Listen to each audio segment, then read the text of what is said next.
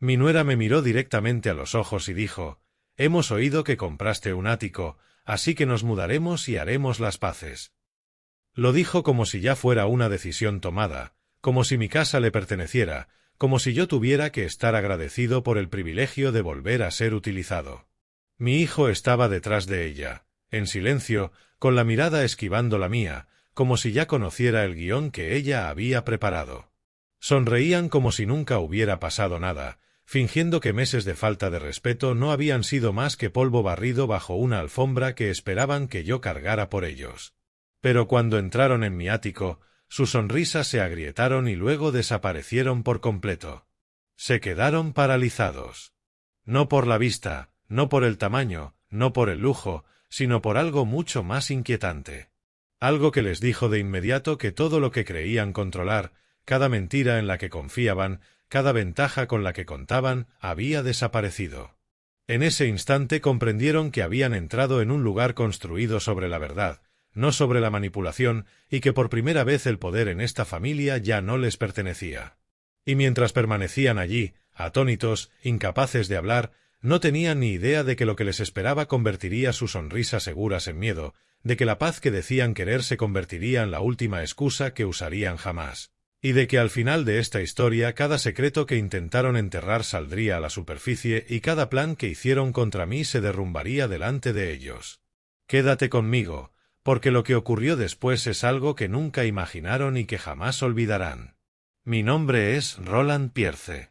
Tengo 70 años, soy ingeniero civil jubilado y pasé 4 décadas construyendo puentes y autopistas por el noreste.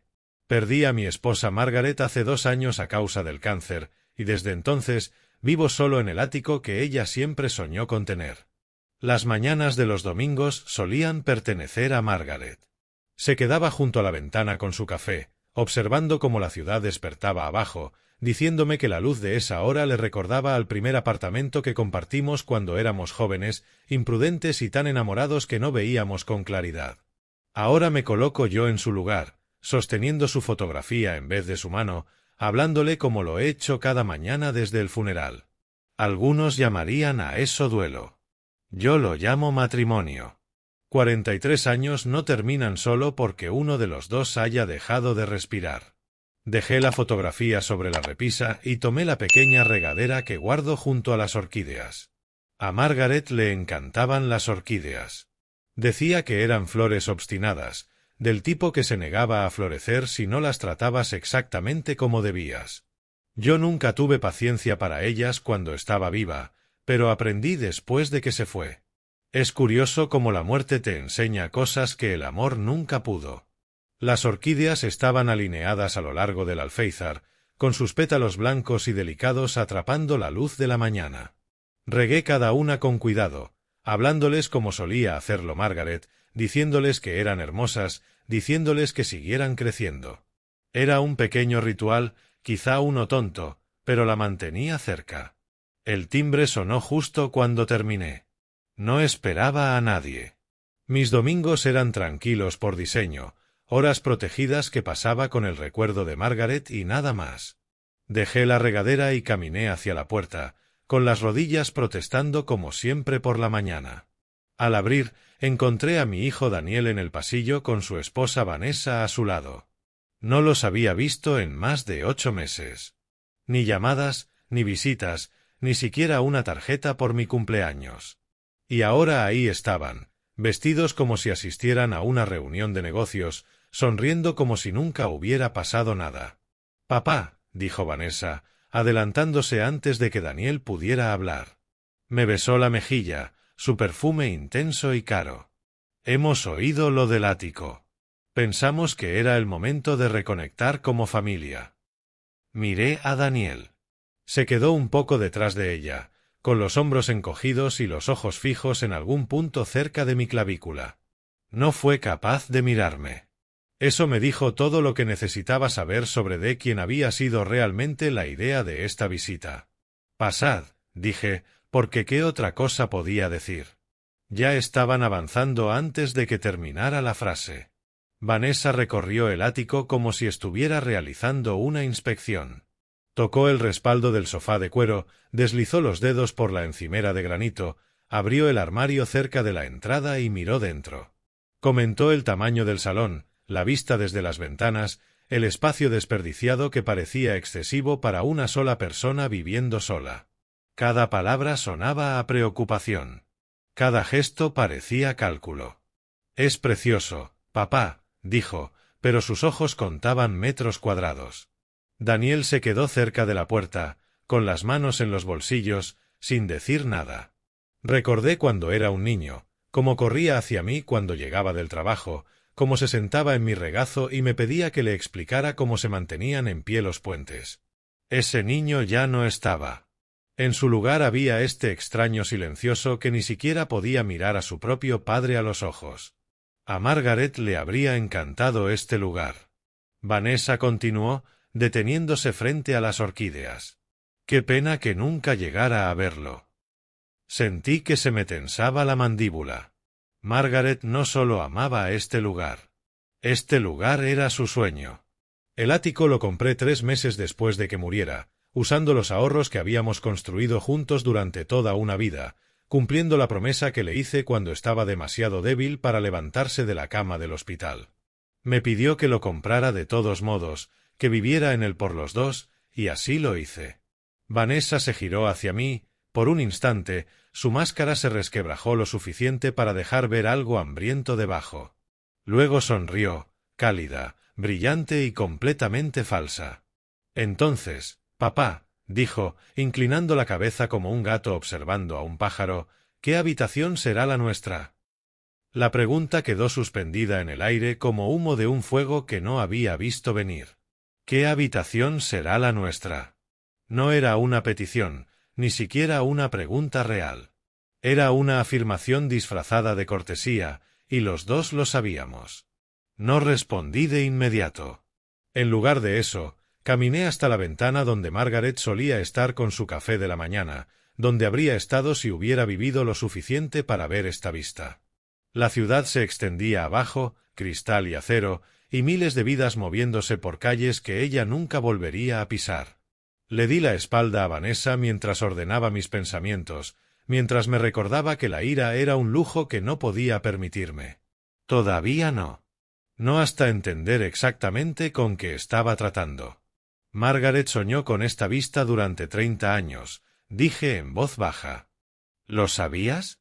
Vanessa hizo un sonido que pudo ser interés o impaciencia. Continué. Cuando nos casamos, vivíamos en un apartamento diminuto en el Lower East Side. 4ª planta, sin ascensor, apenas espacio para darse la vuelta. Pero había un edificio enfrente, uno de esos viejos bloques de antes de la guerra con un ático arriba. Margaret lo miraba cada mañana y me decía que algún día viviríamos en un lugar así, en algún sitio con luz, con una vista que te hiciera sentir que flotabas sobre el mundo. Me giré hacia ellos. Daniel se había sentado en el borde del sofá, como si estuviera listo para huir en cualquier momento. Vanessa estaba cerca de la estantería, con los brazos cruzados y el gesto cuidadosamente neutro. Nunca tuvimos ese apartamento. La vida pasó. Pasaron los hijos. Pasó Daniel.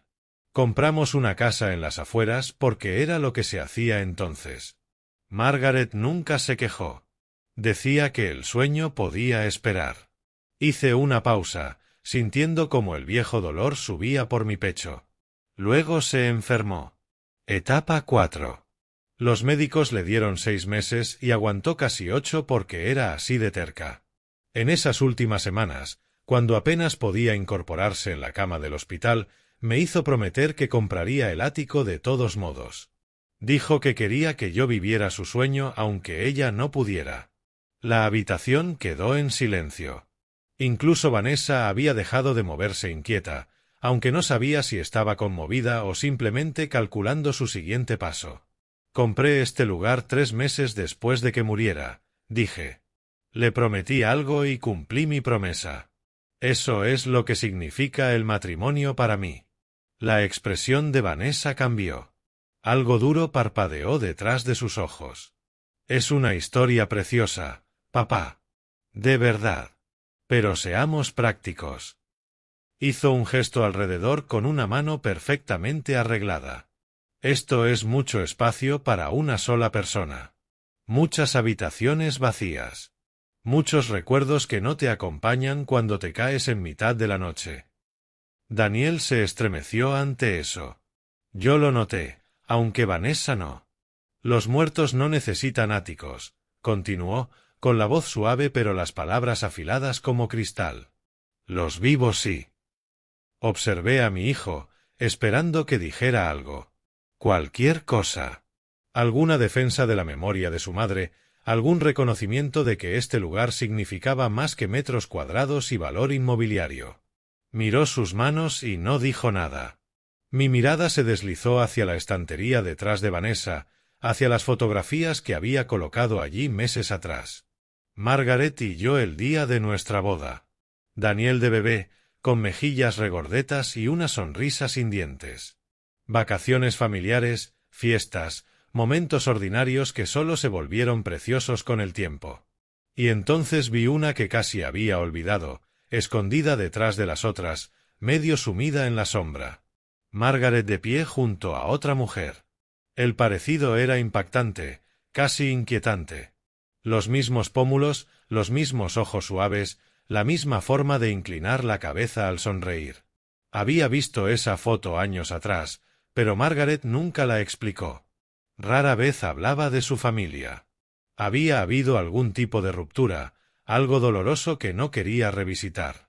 Yo respeté su privacidad y nunca insistí. Ahora, al mirar la fotografía, sentí un tirón extraño, como un recuerdo intentando salir a la superficie desde aguas profundas. «Papá, ¿me estás escuchando?» La voz de Vanessa me trajo de vuelta. Se había acercado más, su perfume abrumador en el pequeño espacio entre nosotros. «Eres demasiado mayor para vivir solo en un lugar así. ¿Y si pasa algo? ¿Y si te caes? ¿Y si tienes una emergencia médica y no hay nadie para ayudarte?» Alargó la mano y me tocó el brazo, con un agarre firme bajo la apariencia de ternura. «Estamos preocupados por ti. Daniel y yo hemos hablado y creemos que lo mejor para todos es que nos mudemos aquí, solo para vigilar, solo para asegurarnos de que estás a salvo». Ahí estaba. La verdadera agenda envuelta en preocupación como veneno envuelto en azúcar. Ya había visto esa táctica antes, en negociaciones, en disputas contractuales, en todas las formas en que la gente intenta quitarte lo que no es suyo fingiendo que te hace un favor. Vanessa no estaba preocupada por mi seguridad. Estaba preocupada por su acceso. Abrí la boca para responder, pero ella ya se había dado la vuelta, caminando hacia la repisa donde colgaba el retrato de Margaret. Era mi fotografía favorita, tomada en nuestro 40º aniversario. Su cabello plateado y su sonrisa radiante. Vanessa la observó durante un largo momento y luego pasó el dedo por el marco. «Ya no está, papá», dijo suavemente, casi con dulzura. «Es hora de pensar en los vivos». Se giró para mirarme y algo en su expresión me heló la sangre. «Empezando por tu nieta». «¿Empezando por tu nieta?» Esas palabras me acompañaron durante 2 noches sin dormir, dando vueltas en mi mente como una piedra que no podía dejar de tocar. Olivia tenía 9 años. Era brillante, curiosa y completamente inocente del juego que su madre estaba jugando. Pensar en Vanessa usándola como palanca hizo que algo frío se asentara en mi estómago. Pero me dije que esperara, que escuchara, que dejara que me mostraran exactamente lo que querían antes de decidir cómo responder. Volvieron el martes por la tarde, esta vez con una carpeta. Vanessa extendió los papeles sobre la mesa del comedor como un general desplegando planes de batalla. Planos del ático impresos de algún sitio inmobiliario, con las habitaciones etiquetadas con su letra pulcra. Dormitorio principal para Roland. Suite de invitados para Daniel y Vanessa. El pequeño despacho convertido en la habitación de Olivia. El segundo baño designado como espacio familiar compartido. Incluso había anotado dónde habría que mover muebles, dónde irían sus cosas, qué armarios habría que vaciar. «Lo hemos pensado muy bien», dijo, dando golpecitos a los papeles con una uña pulida. «Este arreglo tiene sentido para todos. Tú tienes a la familia cerca para ayudarte con las tareas diarias. Nosotros pasamos más tiempo contigo. Olivia conoce a su abuelo. Todos ganamos. Miré los planos de mi casa, dividida, etiquetada y asignada sin que nadie me pidiera permiso. La presunción me dejó sin aliento. No estaba proponiendo nada. Me estaba informando de decisiones ya tomadas. Daniel, dije, girándome hacia mi hijo. Estaba sentado al otro extremo de la mesa, mirando a cualquier parte menos a mí. ¿Tú qué piensas de esto? Se movió en la silla, miró a Vanessa antes de responder. Creo que podría funcionar, papá. Y, la verdad, ahora mismo nos vendría bien la ayuda. Se quedó en silencio, buscando palabras que no revelaran demasiado. Las cosas han estado. ¿Cómo? Pregunté. Otra mirada a Vanessa. Su expresión se había quedado muy quieta. Ajustadas, dijo Daniel por fin.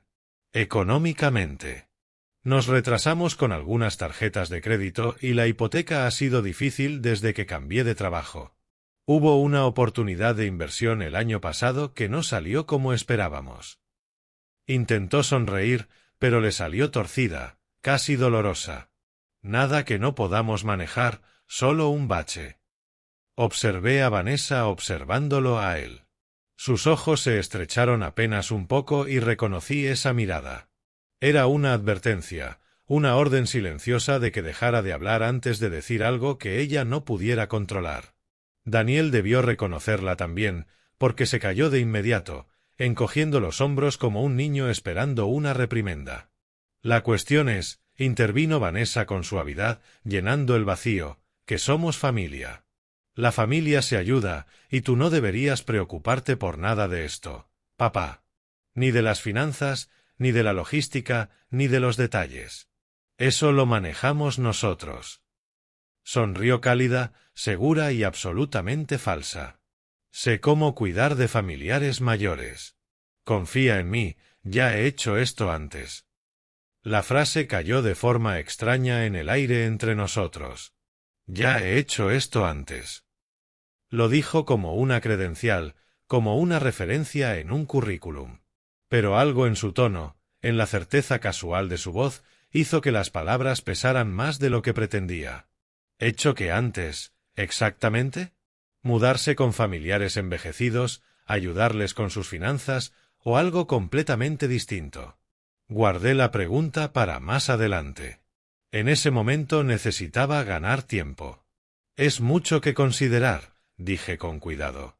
Aprecio que penséis en mí, pero voy a necesitar unos días para procesarlo todo. Esta es mi casa. La decisión de quien vive aquí no es algo que pueda tomar en una tarde. La sonrisa de Vanessa no se movió, pero algo parpadeó detrás de sus ojos, quizá molestia, o simplemente el recálculo de alguien que esperaba una victoria más fácil. Por supuesto, papá, tómate todo el tiempo que necesites. Recogió los papeles, deslizándolos de nuevo en la carpeta con una eficiencia ensayada. Solo queremos lo mejor para ti, para toda la familia. Se marcharon unos minutos después, Daniel murmurando un adiós mientras Vanessa recogía su bolso y su abrigo. Los acompañé hasta la puerta, interpretando el papel del padre agradecido, del anciano confundido que necesitaba tiempo para pensar. Pero cuando entraron en el pasillo, oí a Vanessa susurrarle algo a Daniel. Su voz era baja, pensada solo para él, pero la acústica del corredor me devolvió las palabras con perfecta claridad. Ya cambiará de idea. Siempre lo hacen. Siempre lo hacen. No él cambiará, sino ellos, en plural.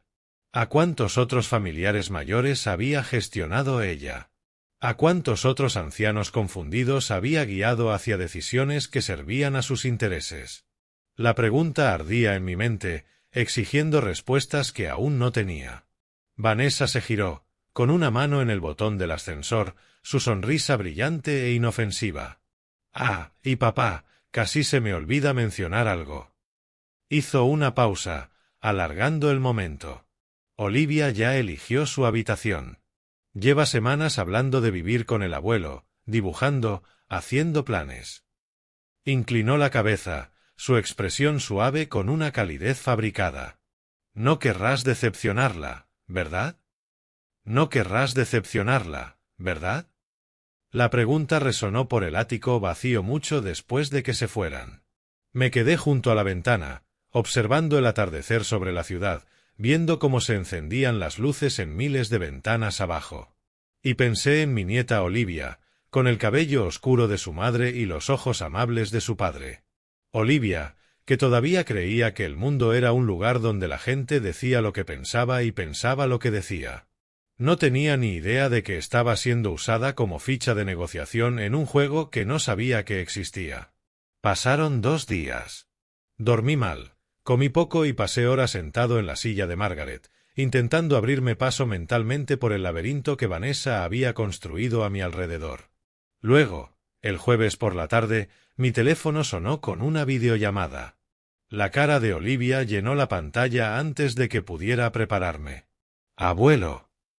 Su voz era pura alegría, simple y brillante. «Mamá dijo que podía llamarte. Dijo que quizá tenías buenas noticias sobre la habitación». Mi corazón se encogió. Estaba tan feliz. Tan completamente, inocentemente feliz por algo que nunca había sido real. Una promesa hecha sin mi conocimiento ni consentimiento. «Hola, cariño», logré decir, forzando calidez en la voz. «¡Qué alegría verte! Te he hecho un dibujo». Levantó un papel de ceras, con colores brillantes y caóticos. «Mira, ese es el ático y esa es mi habitación. He pintado las paredes de morado porque es mi color favorito. Mamá dijo que podría pintarlas si tú dices que sí».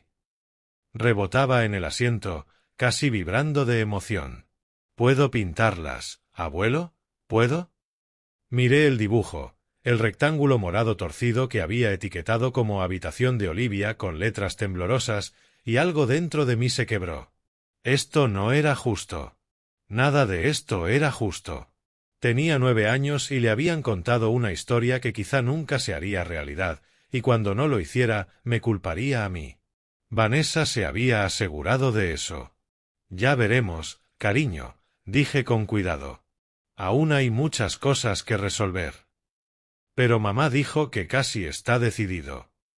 El rostro de Olivia se nubló con el primer indicio de duda. Dijo que solo necesitas un poco más de tiempo para acostumbrarte a la idea. Dijo que está solo y que vamos a ayudarte a no estar solo nunca más. ¿Solo? La palabra dolió más de lo que debería. ¿Así le había planteado Vanessa esto a su hija? El pobre abuelo solitario, dando tumbos por su gran ático vacío, desesperado por compañía. La manipulación era tan elegante que casi me impresionó. «Mamá me enseña sobre el dinero todo el tiempo», continuó Olivia, animándose de nuevo, como hacen los niños. «Dice que algún día tendremos una casa grande como la tuya, abuelo. Dice que la gente inteligente sabe cómo conseguir cosas bonitas». Sentí que mi sonrisa se congelaba. La gente inteligente sabe cómo conseguir cosas bonitas. Sonaba a lección, a algo repetido hasta convertirse en verdad. ¿Qué más le estaría enseñando Vanessa? «Eso está muy bien, cariño», dije, manteniendo la voz neutra. «Y mamá tiene un plan». Los ojos de Olivia se abrieron de par en par, con esa importancia que tienen los niños cuando creen que están compartiendo un secreto. «Lo llama el plan familiar», dijo. «Dice que cuando nos mudemos contigo, todo va a estar mejor». Entonces, desde algún lugar fuera de cámara, llegó la voz de Vanessa, suave y cortante, interrumpiendo con precisión: «Olivia, cariño, déjame hablar con el abuelo un minuto». Un instante después apareció detrás de Olivia, apoyando las manos en los hombros de la niña, con una sonrisa perfectamente medida. «Perdona, papá. Ya sabes cómo son los niños.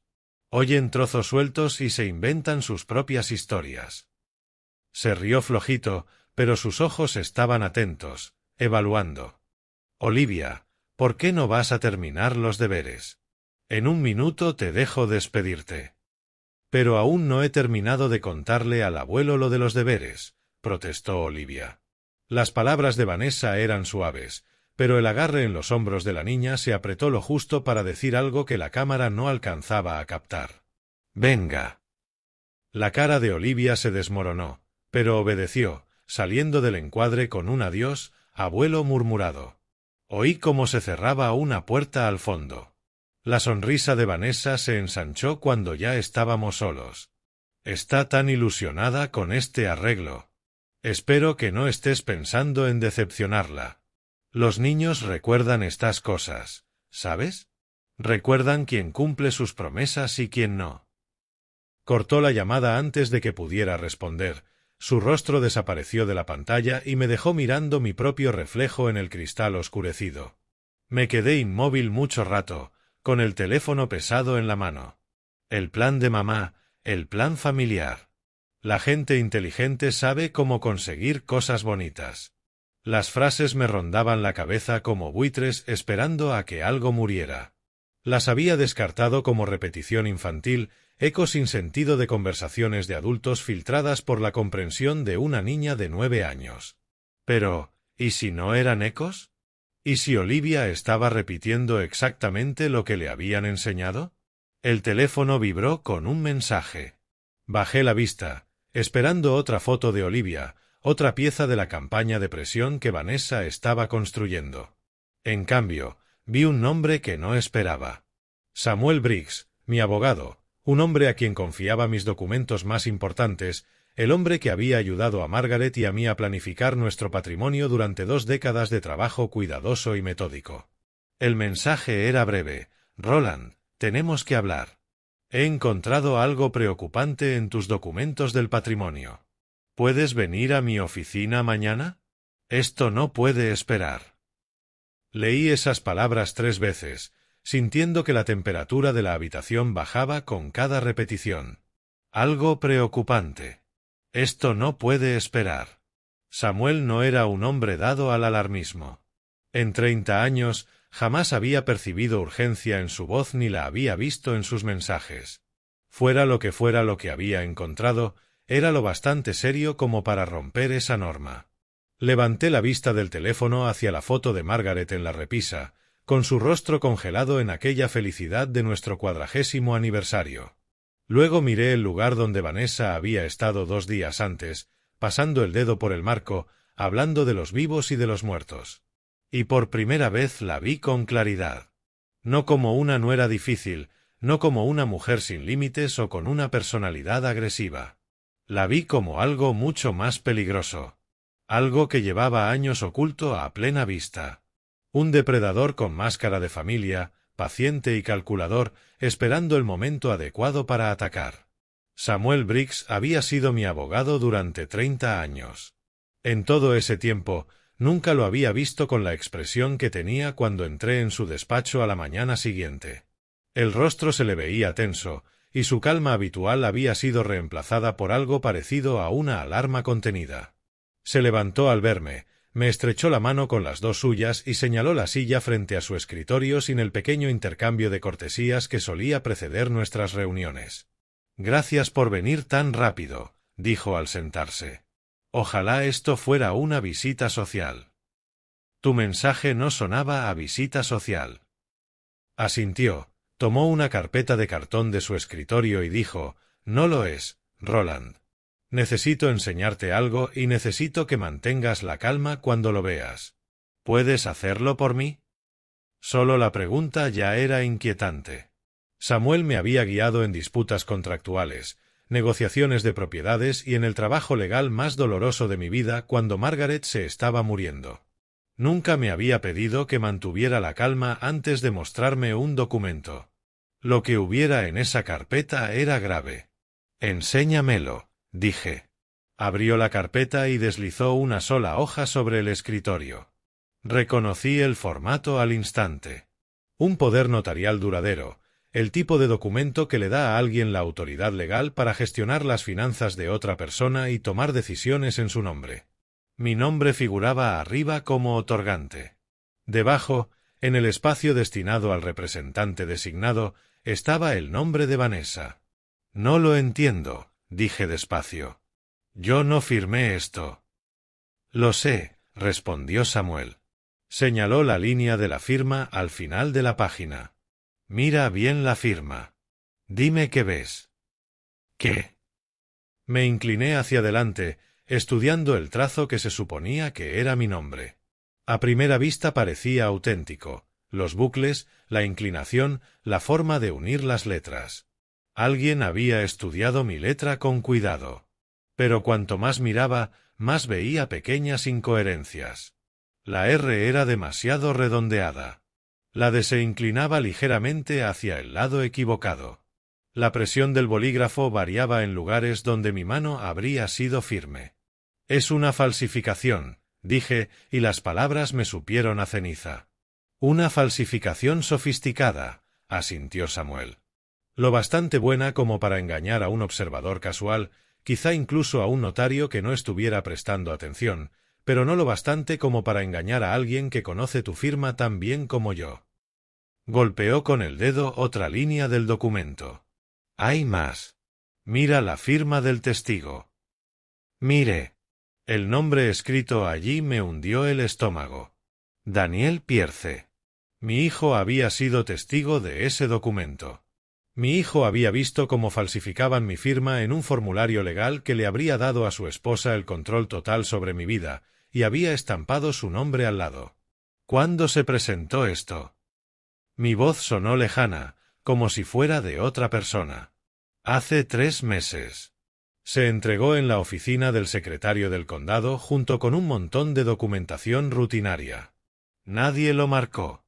Nadie lo cuestionó. Si yo no hubiera estado haciendo una revisión periódica de tus documentos, puede que nunca lo hubiera encontrado. Samuel se recostó en su silla, con una expresión sombría. Roland, ¿entiendes lo que significa esto? Si hubieras quedado incapacitado, o si alguien hubiera pedido al tribunal que te declarara incompetente, Vanessa habría tenido plena autoridad legal sobre tus finanzas, tus cuentas bancarias, tus inversiones, este ático, todo. La habitación pareció inclinarse un poco.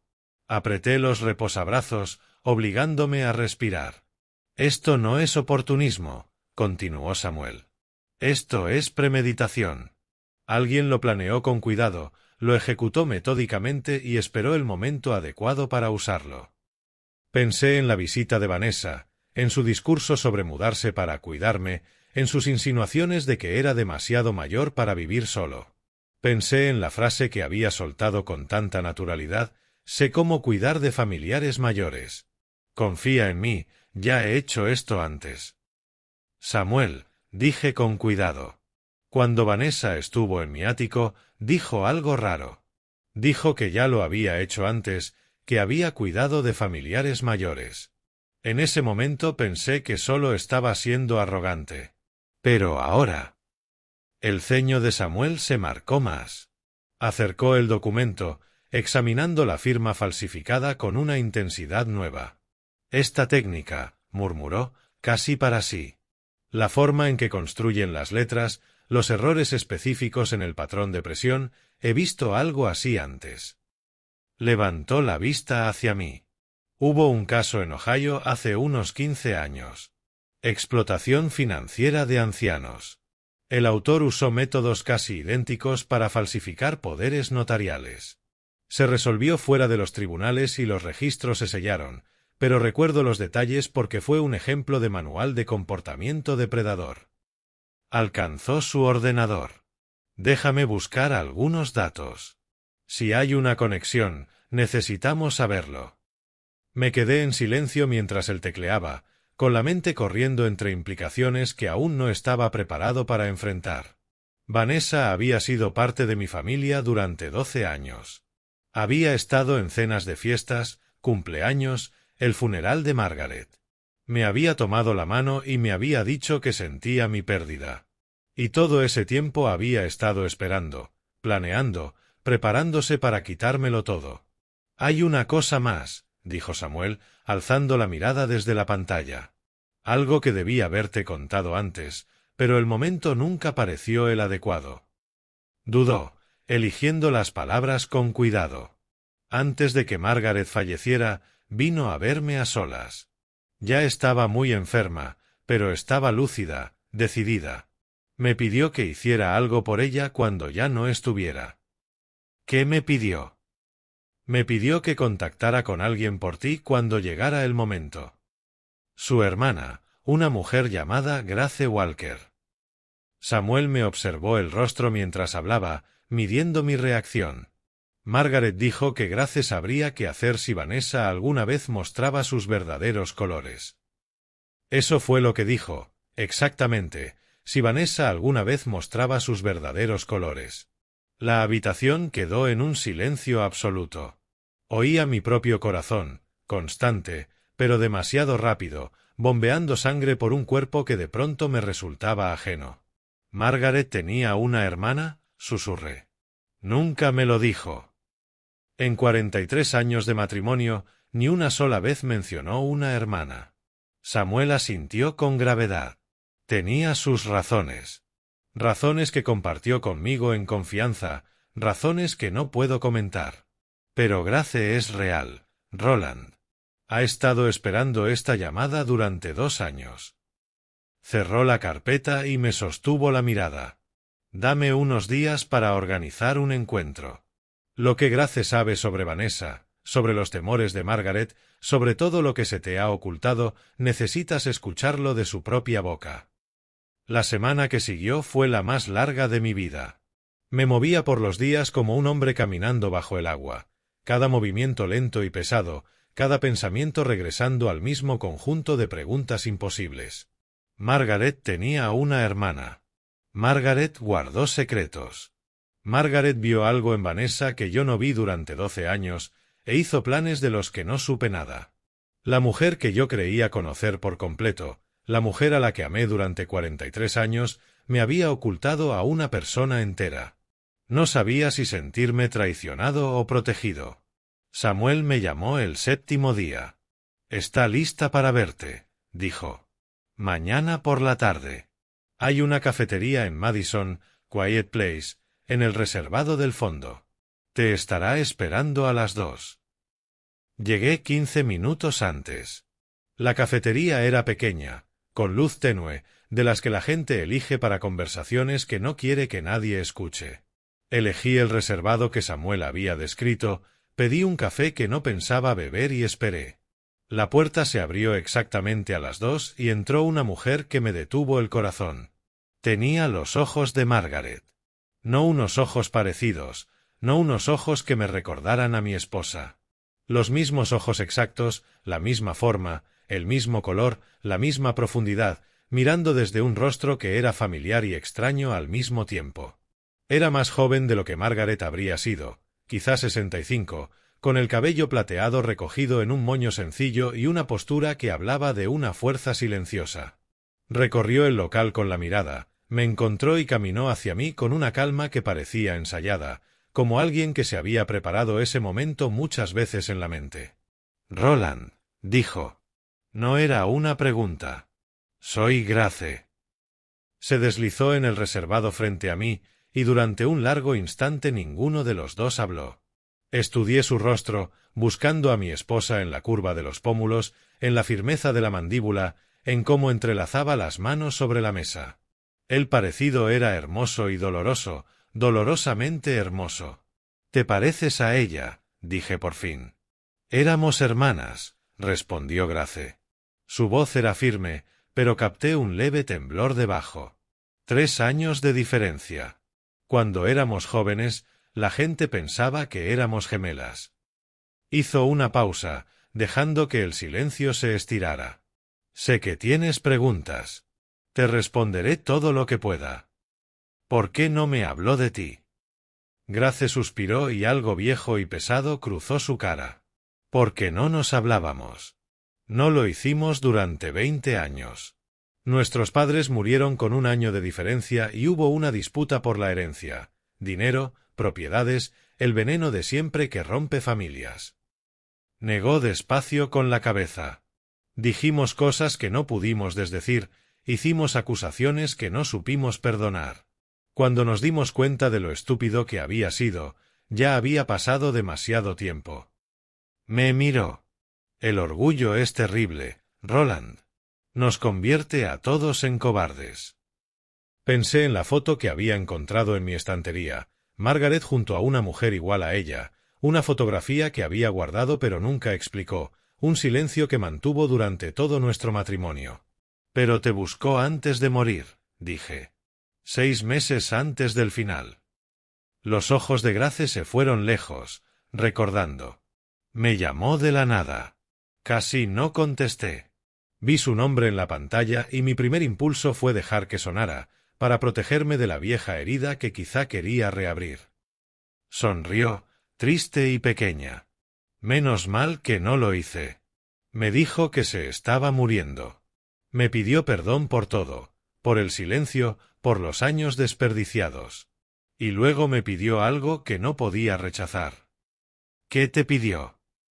Grace me sostuvo la mirada. Me pidió que velara por ti después de que ella se fuera, y sobre todo que vigilara a Vanessa. Dijo que no se fiaba de ella, que algo en ella siempre se había sentido mal, pero que no podía demostrar nada. Estaba demasiado enferma para investigar, demasiado cansada para pelear. Así que me pidió que fuera sus ojos cuando ella ya no pudiera ver. Las palabras me cayeron encima como un peso. Margaret lo había sabido. Incluso muriéndose, incluso apagándose, había visto lo que yo había sido incapaz de ver durante años. He estado vigilando desde entonces, continuó Grace, con voz baja. Desde lejos. Empecé a ir a la misma iglesia que Vanessa, a comprar en los mismos supermercados, a aprender sus patrones, sus hábitos, la forma en que le habla a la gente cuando cree que nadie importante la está escuchando. Hizo una pausa. Sé que suena raro, quizá incluso obsesivo, pero Margaret me pidió que esperara hasta que necesitaras ayuda y no quise interferir antes de tiempo. Tú tenías tu duelo. Tú tenías tu propio proceso. No creí que fuera mi lugar meterme en tu vida hasta que llegara el momento adecuado. Bajó un poco más la voz. Y ahora. Samuel me dice que hay un poder notarial falsificado con tu nombre. Ahora Vanessa está presionando para mudarse a tu casa. Ahora el momento es el adecuado. Grace se inclinó hacia adelante, afilando la expresión. Roland, Margaret siempre me decía que el ático era solo la punta del iceberg. Ella lo planeó todo. Montó protecciones de las que todavía no sabes nada. Solo que no vivió lo suficiente para contártelo ella misma. Sentí que algo se movía dentro del pecho, una mezcla extraña de dolor y gratitud. Incluso desde la tumba, Margaret seguía intentando protegerme, seguía peleando batallas que yo no veía. «Hay algo más», dijo Grace, bajando aún más la voz. «Algo que llevo 2 años esperando para contarte».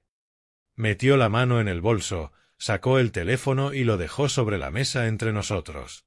En el funeral de Margaret, mientras tú recibías condolencias junto al féretro, una mujer se me acercó. No sabía quién era yo. Pensó que solo era otra persona más, una desconocida con la que podía hablar sin consecuencias. Se me tensó la garganta. «Vanessa». Grace asintió. Empezó una conversación, me hizo preguntas sobre la familia, sobre las finanzas de Margaret, sobre lo que podría haber dejado. Estaba pescando información, probando cuanto podía saber alguien de fuera. La mandíbula de Grace se endureció. Pero yo no era una desconocida, y yo no iba desprevenida. Llevaba el móvil grabando en el bolsillo todo el tiempo. Tocó la pantalla y vi un archivo guardado con una fecha de hacía 2 años.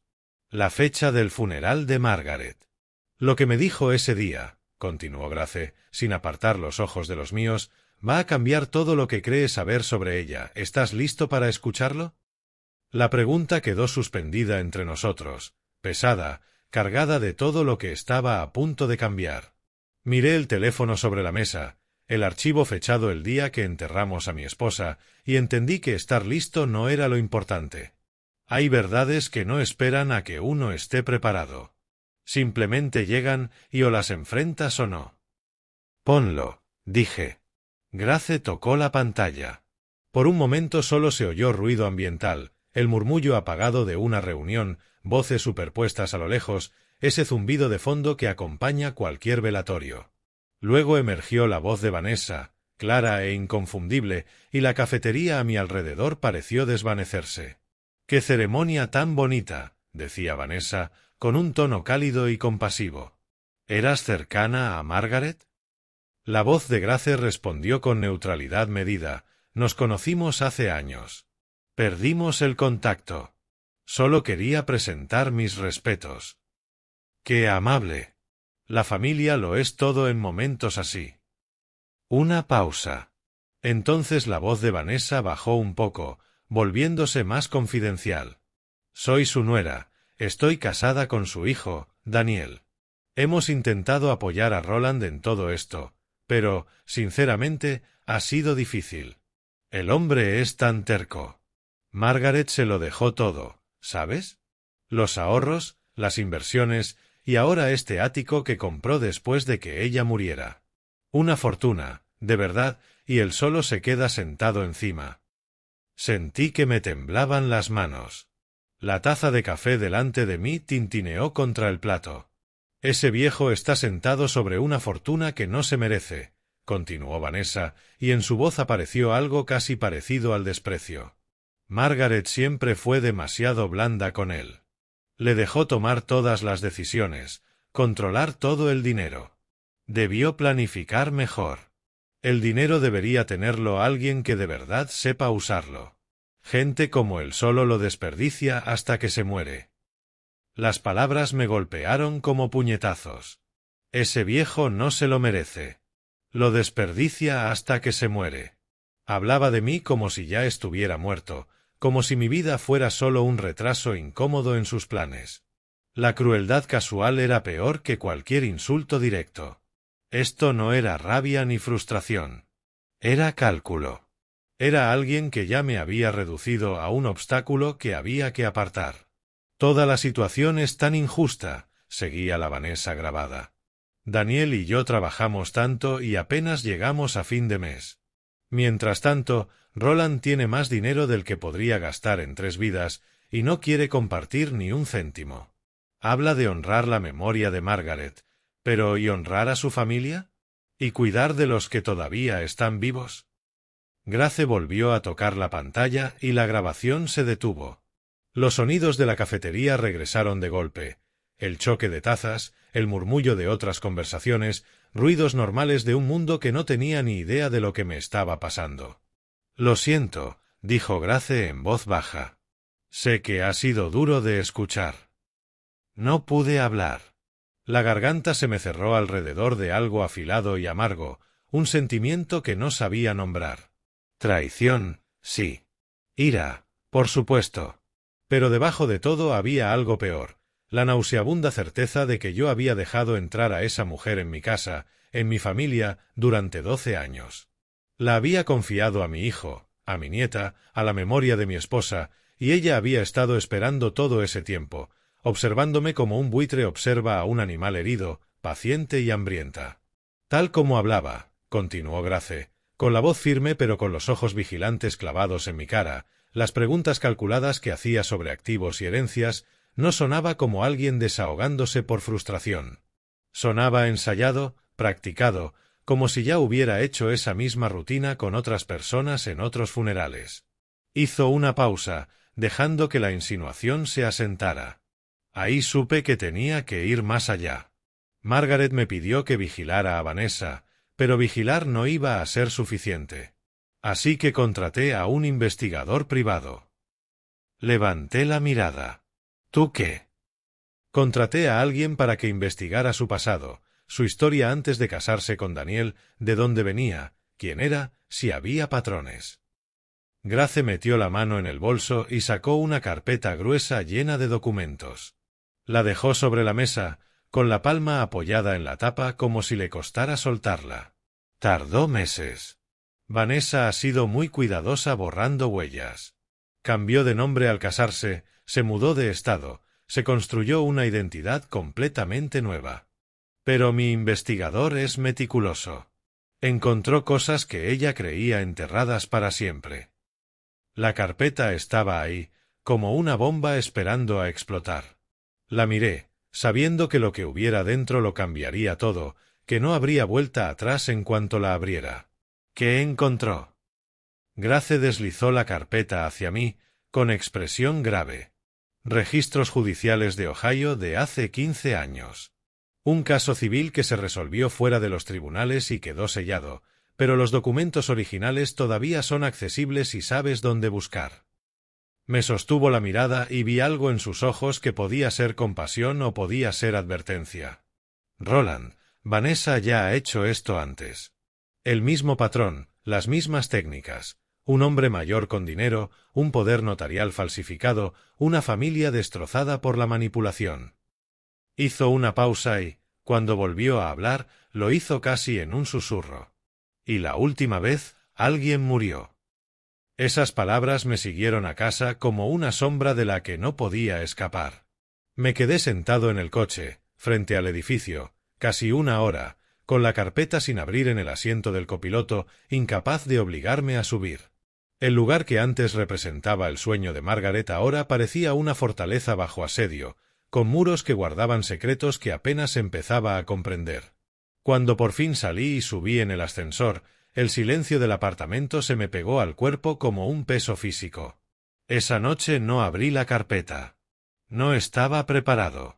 En lugar de eso fui al pequeño escritorio en la esquina del dormitorio donde guardaba los papeles importantes, el lugar donde Samuel había dejado los documentos que Margaret me había dejado.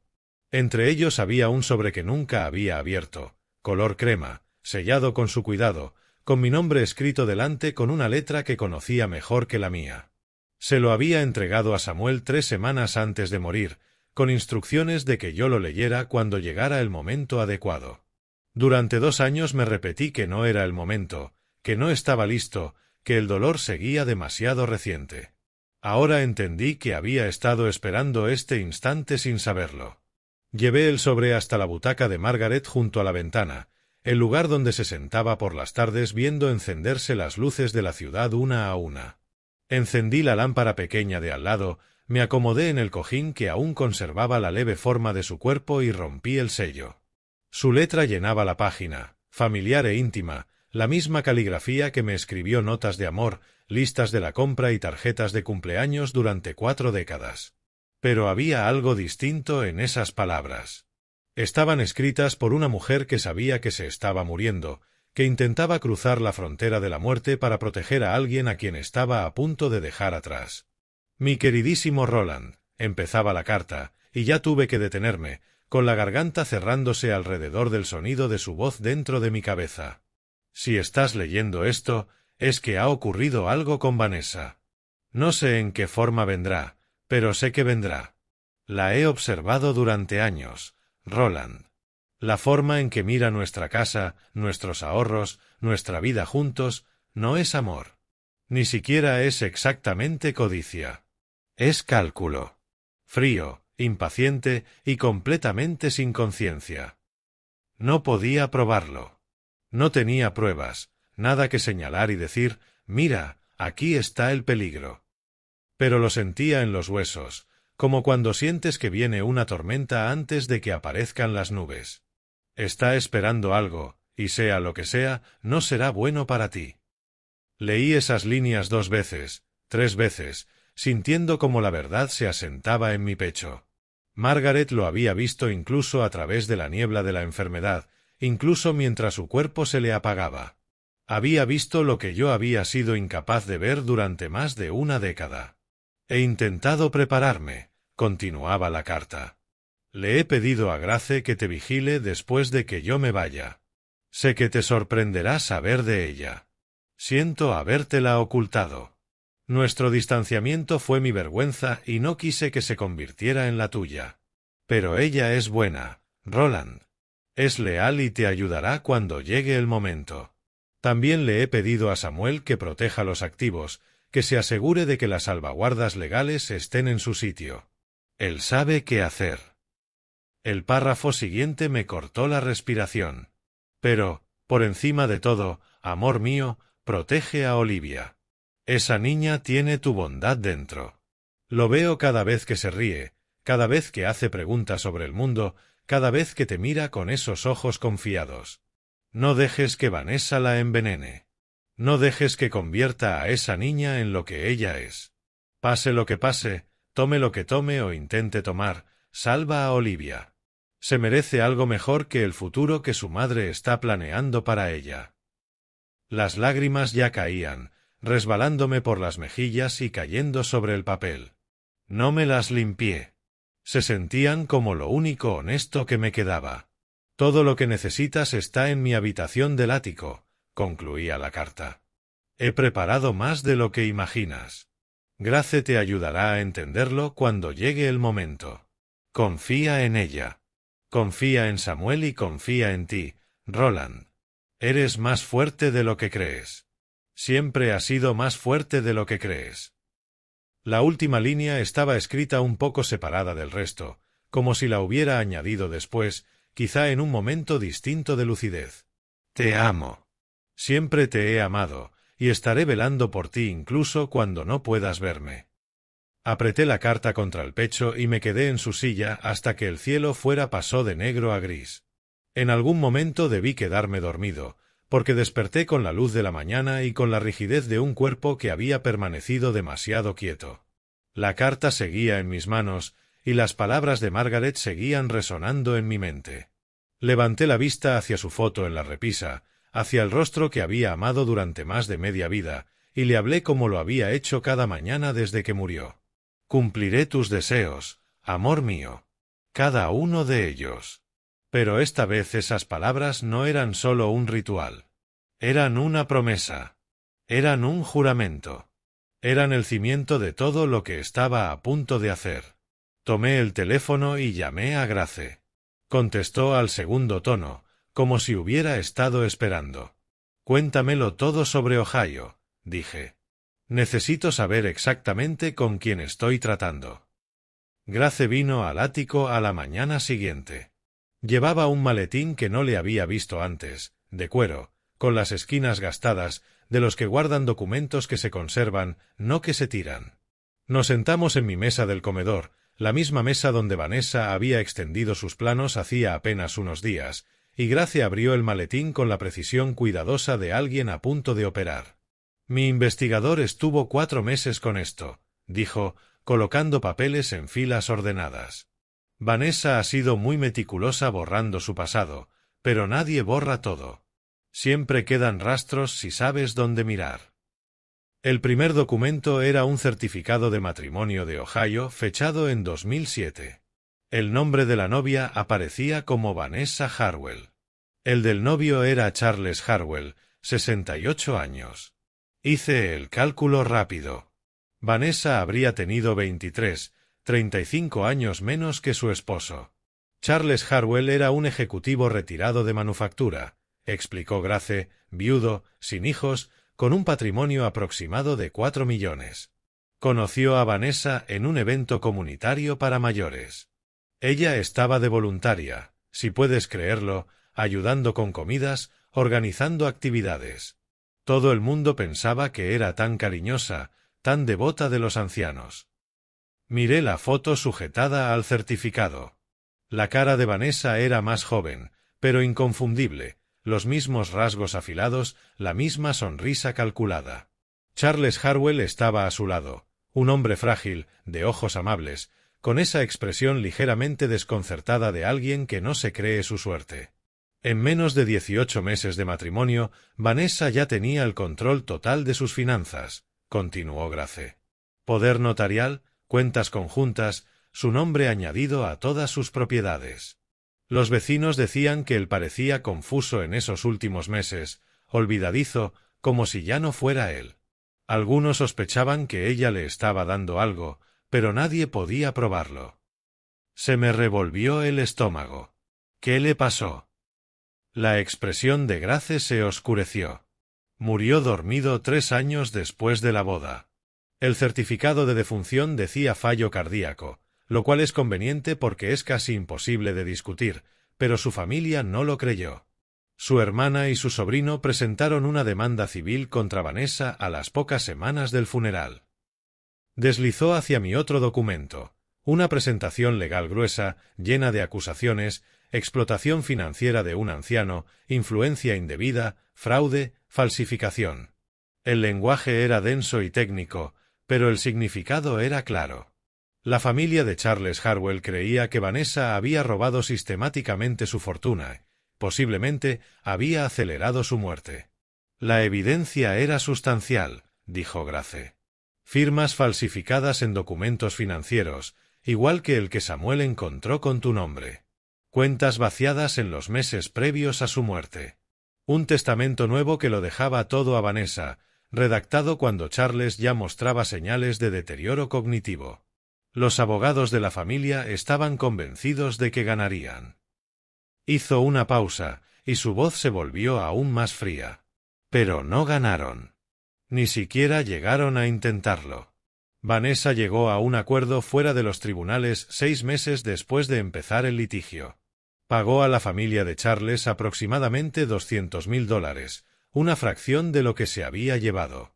A cambio, el caso quedó sellado y todos firmaron acuerdos de confidencialidad. Su tono era plano, factual, pero debajo se oía la rabia. Se fue con la mayor parte del dinero y con un historial limpio. Sin cargos criminales, sin responsabilidad pública, solo un expediente sellado que se suponía que debía quedar enterrado para siempre.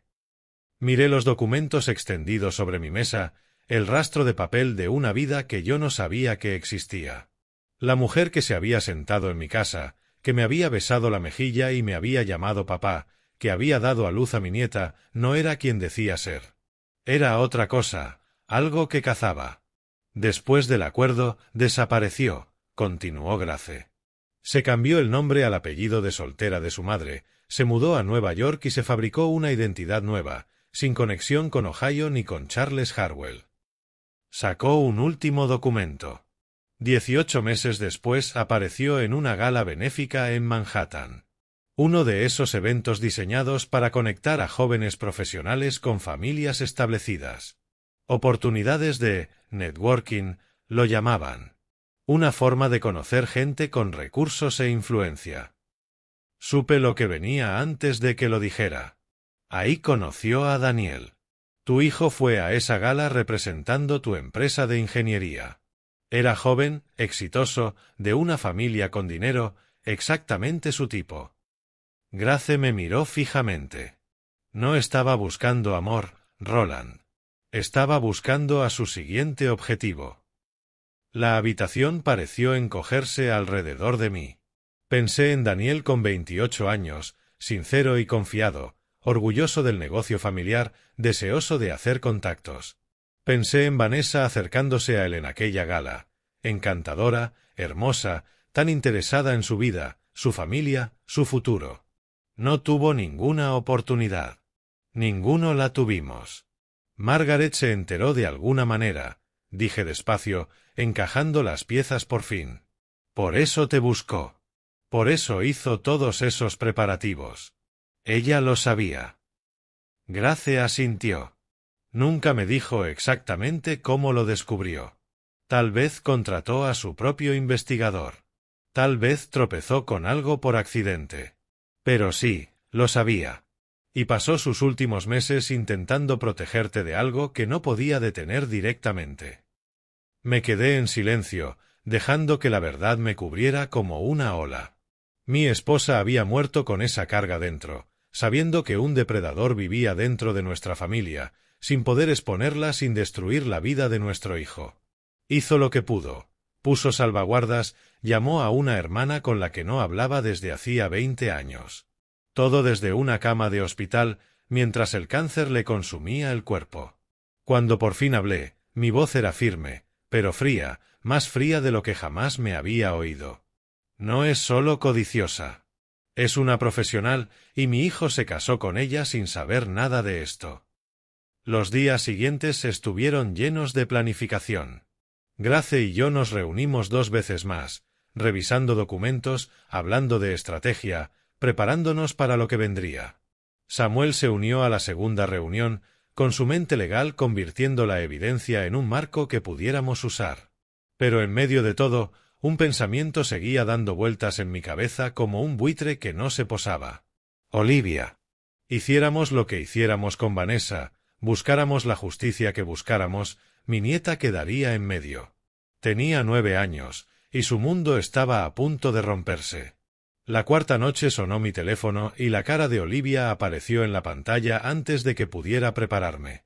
Saltaba de emoción, con el pelo oscuro revoloteándole alrededor de la cara, soltando palabras tan rápido que apenas podía seguirla.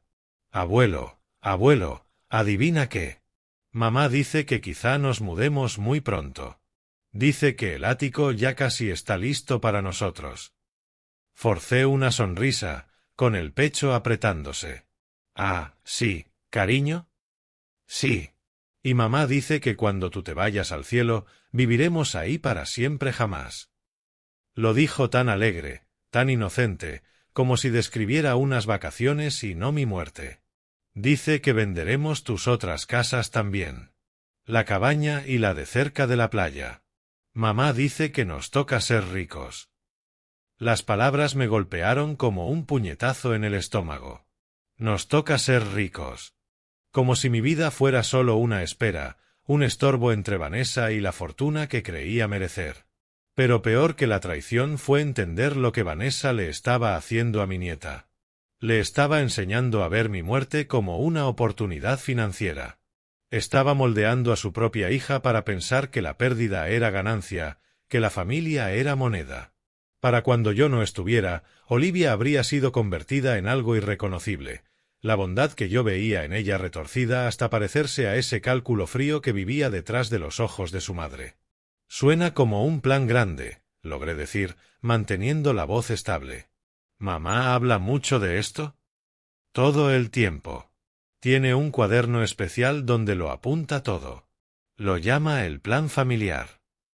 Olivia se acercó a la pantalla, bajando la voz a un susurro cómplice. «No se lo tengo que decir a nadie, pero tú eres mi abuelo, así que sí se puede, ¿verdad?» «Claro, cariño. Siempre puedes contarme lo que sea». La voz de Vanessa cortó desde fuera de cámara. «Olivia, ¿con quién estás hablando?» La llamada se cortó de golpe, la pantalla se puso negra y me dejó mirando mi propio reflejo. Me quedé inmóvil un largo rato, con el teléfono pesado en la mano. El plan familiar, un cuaderno especial. Vanessa llevaba años preparándolo, y había sido lo bastante imprudente para dejarlo por escrito, o lo bastante arrogante para creer que nadie lo descubriría. La llamada de Daniel llegó horas después, ya pasada la medianoche. Yo seguía despierto, sentado en la butaca de Margaret, incapaz de dormir. Su voz sonaba espesa, pastosa, con esa neblina inconfundible de demasiado whisky enturbiándole las palabras. «Papá, papá, ¿estás ahí?» «Estoy aquí, Daniel. Necesito hablar contigo. Necesito decirte algo». Hubo una pausa larga, llena del sonido de su respiración irregular. «Tengo miedo, papá. Tengo mucho miedo». Me incorporé, alerta de repente. «¿Miedo de qué?» «De ella». La palabra salió en un susurro, como si decirla en voz alta fuera peligroso. «Me lleva meses presionando. Por el dinero, por el ático, por ti. No para. Y la deuda, papá, es peor de lo que te dije. Mucho peor. Sacó préstamos a mi nombre. Tarjetas de crédito que yo no sabía que existían. Debemos más de lo que podré pagar jamás». Me dolió el corazón por él, por ese hombre que había sido mi niño y ahora estaba atrapado en una jaula hecha por sus propias decisiones. «Daniel, escúchame». «No es solo eso», continuó, bajando aún más la voz, casi inaudible. «Los papeles que me hizo firmar, el poder notarial, los otros documentos. Yo sabía que algo estaba mal, papá. Sabía que no era correcto. Así que guardé copias. De todo lo que me hizo firmar, hice copias y las escondí. No sabía qué más hacer. No sabía cómo pararla». La confesión quedó entre nosotros, frágil e inesperada. Daniel lo había sabido. En algún lugar dentro de mi hijo débil y complaciente, todavía sobrevivía una conciencia. Había visto lo incorrecto de lo que su esposa estaba haciendo y había preservado pruebas, aunque no tuviera el valor de actuar. «¿Dónde están esas copias ahora?», pregunté con cuidado. «A salvo, escondidas donde ella no puede encontrarlas. Yo estaba esperando, papá. Esperando el momento adecuado, pero ya no sé si existe un momento adecuado.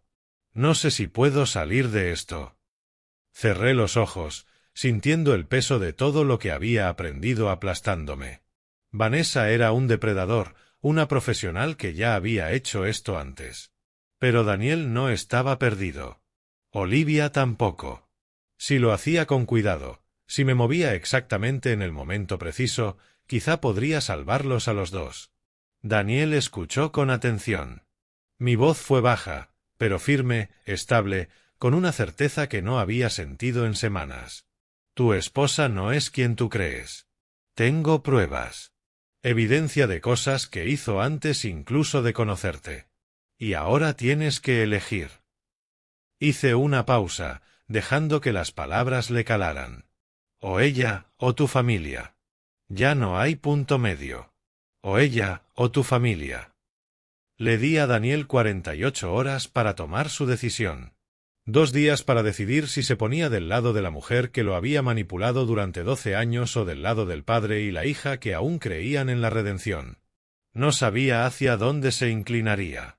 Una parte de mí temía haber apretado demasiado, que Vanessa notara el cambio en el aire y acelerara el plan que llevaba tiempo alimentando. Pero resultó que no tuve que esperar mucho para saberlo. Ella apareció en el ático a la tarde siguiente, sin avisar y sin invitación. Oí abrirse las puertas del ascensor, oí sus tacones golpeando el mármol del pasillo, y enseguida mi timbre sonó con una insistencia agresiva que exigía una respuesta inmediata. Cuando abrí, su cara era una máscara de furia controlada. «Tenemos que hablar», dijo, empujándome y pasando antes de que yo pudiera responder. Entró en el salón como si fuera suyo, con los ojos recorriendo el espacio, catalogándolo todo como si lo estuviera archivando para más adelante. Luego se giró hacia mí, cruzó los brazos y su postura irradiaba una amenaza que ni siquiera intentó disimular. «Quiero las llaves de repuesto», dijo. «Todas. Del ático, de tu coche, del trastero, de todo». Cerré la puerta despacio, comprándome un segundo para encontrar la calma que iba a necesitar. «¿Por qué necesitarías mis llaves, Vanessa?» «Porque somos familia, y la familia comparte». Su voz era seca, impaciente. «Porque tiene 70 años y vive solo y alguien necesita poder entrar por si hay una emergencia. Porque estoy cansada de pedirlo con buenas maneras». Hizo una pausa, y si mi respuesta iba a ser un no, su expresión se endureció. «Entonces quizá tenga que replantearme cuánto tiempo pasa Olivia contigo. Un hombre de tu edad, solo en este apartamento enorme, mostrando señales de confusión. No sería responsable por mi parte dejar que mi hija venga sin supervisión».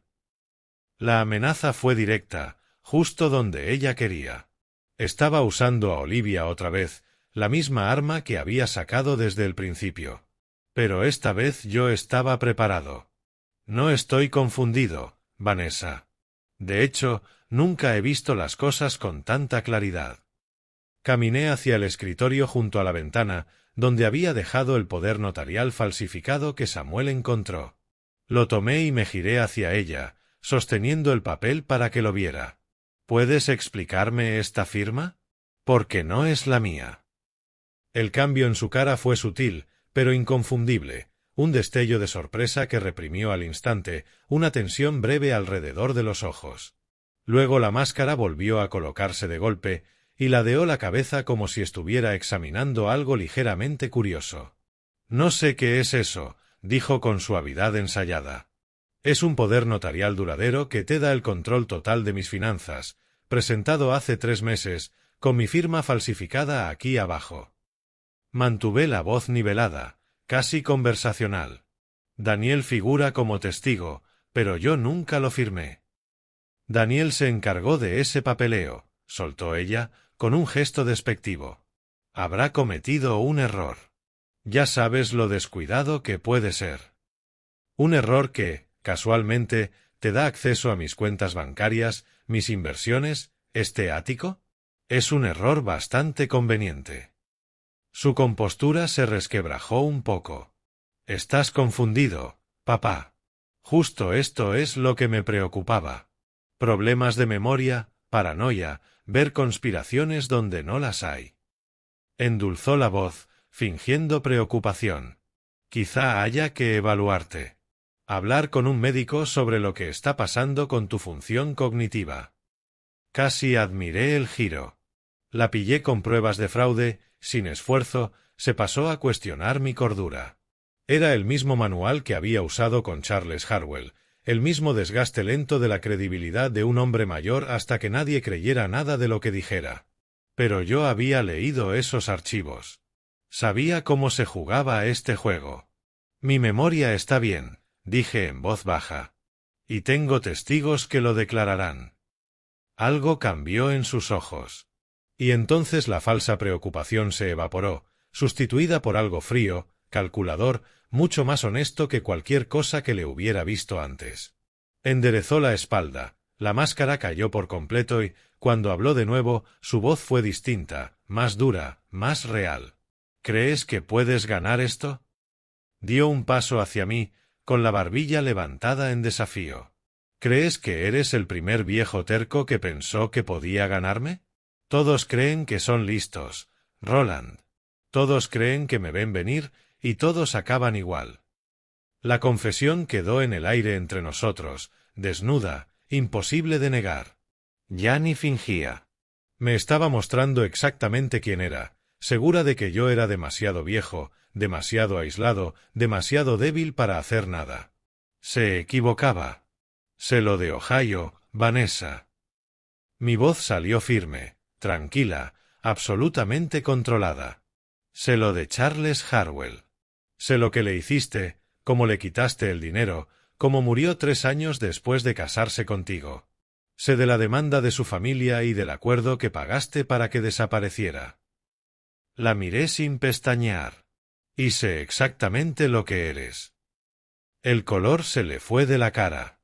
Por un instante, delicioso, vi derrumbarse la arquitectura cuidadosa de su seguridad, sustituida por algo crudo, expuesto. Abrió la boca para hablar, la cerró, y se le veía la mente correr a toda velocidad, buscando salidas y no encontrando ninguna que borrara lo que yo acababa de decir. Charles Harwell, Ohio. Las palabras quedaron entre nosotros como un veredicto ya dictado. No sabes de qué estás hablando, logró decir al fin, pero su voz había perdido filo. Fue un malentendido. Una disputa familiar que se fue de las manos. A mí me absolvieron de todo. Llegaste a un acuerdo fuera de los tribunales y pagaste $200,000 para que se enterrara. Eso no es quedar absuelta. Eso es comprar silencio. Antes de que pudiera responder, el sonido de la puerta de entrada abriéndose cortó la tensión. Los dos nos giramos cuando Daniel entró en el ático, pero había algo distinto en él. Estaba más erguido de lo que lo había visto en años. Sus ojos estaban claros, enfocados, y en las manos llevaba una carpeta que hizo que la expresión de Vanessa pasara de sorpresa a alarma.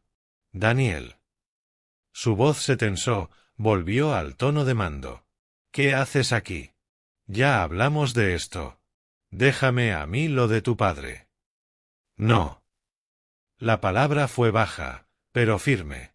Se acabó dejar que tú manejes nada. Pasó junto a ella sin mirarla y se colocó a mi lado. Cuando abrió la carpeta, vi lo que había traído, documentos originales, los que había copiado y guardado en secreto, con su firma auténtica en lugares donde las versiones presentadas mostraban alteraciones. Puestos uno al lado del otro, la falsificación era obvia. La letra no coincidía. Las fechas habían sido cambiadas. La manipulación era innegable. Firmé papeles, dijo Daniel, con la voz estable pese al temblor en sus manos. Ella me dijo que era planificación financiera rutinaria, lo llamó protección para la familia. Pero cuando los miré con más cuidado, entendí lo que realmente decían, lo que iban a hacer. Se volvió hacia mí y vi lágrimas formándosele en los ojos. Tenía demasiado miedo de enfrentarme a ella, papá. Demasiada deuda, demasiada dependencia de su aprobación.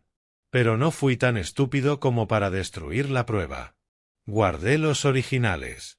Los escondí donde ella no pudiera encontrarlos.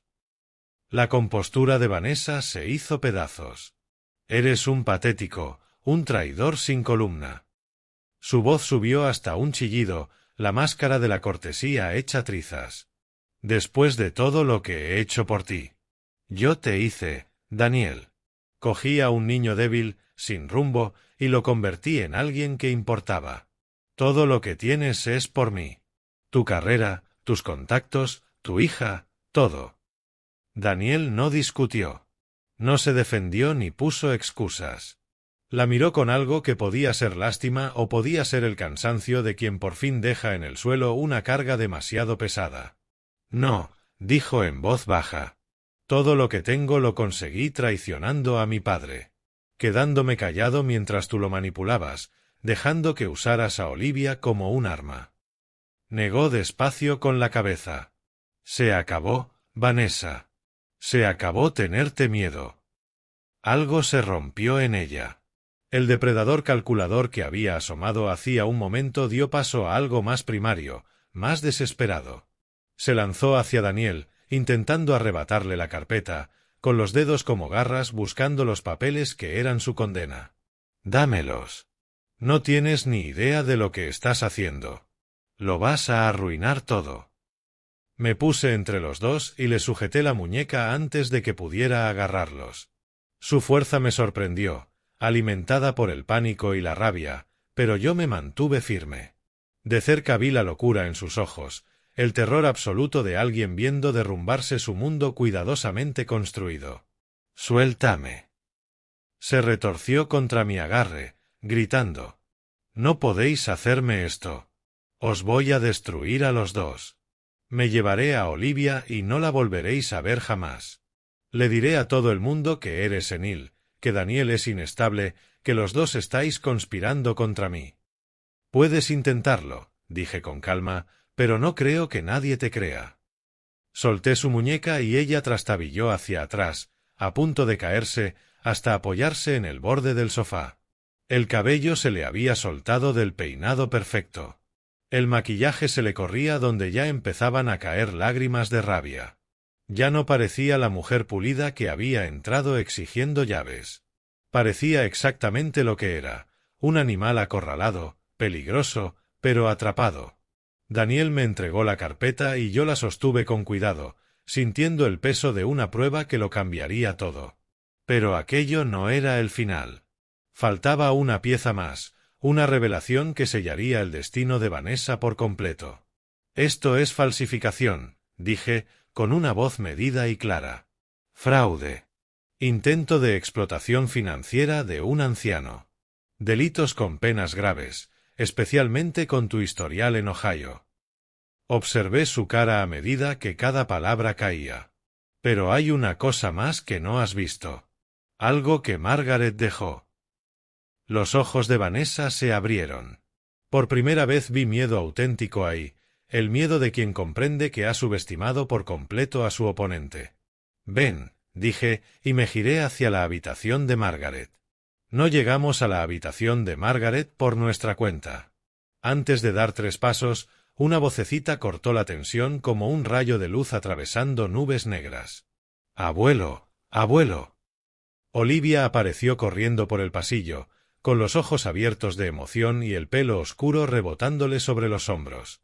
Ni siquiera sabía que estaba en el ático. Vanessa debió traerla, quizá pensando usarla otra vez como palanca. Pero mientras los adultos estábamos consumidos en el enfrentamiento, algo había ocurrido, algo que lo cambió todo.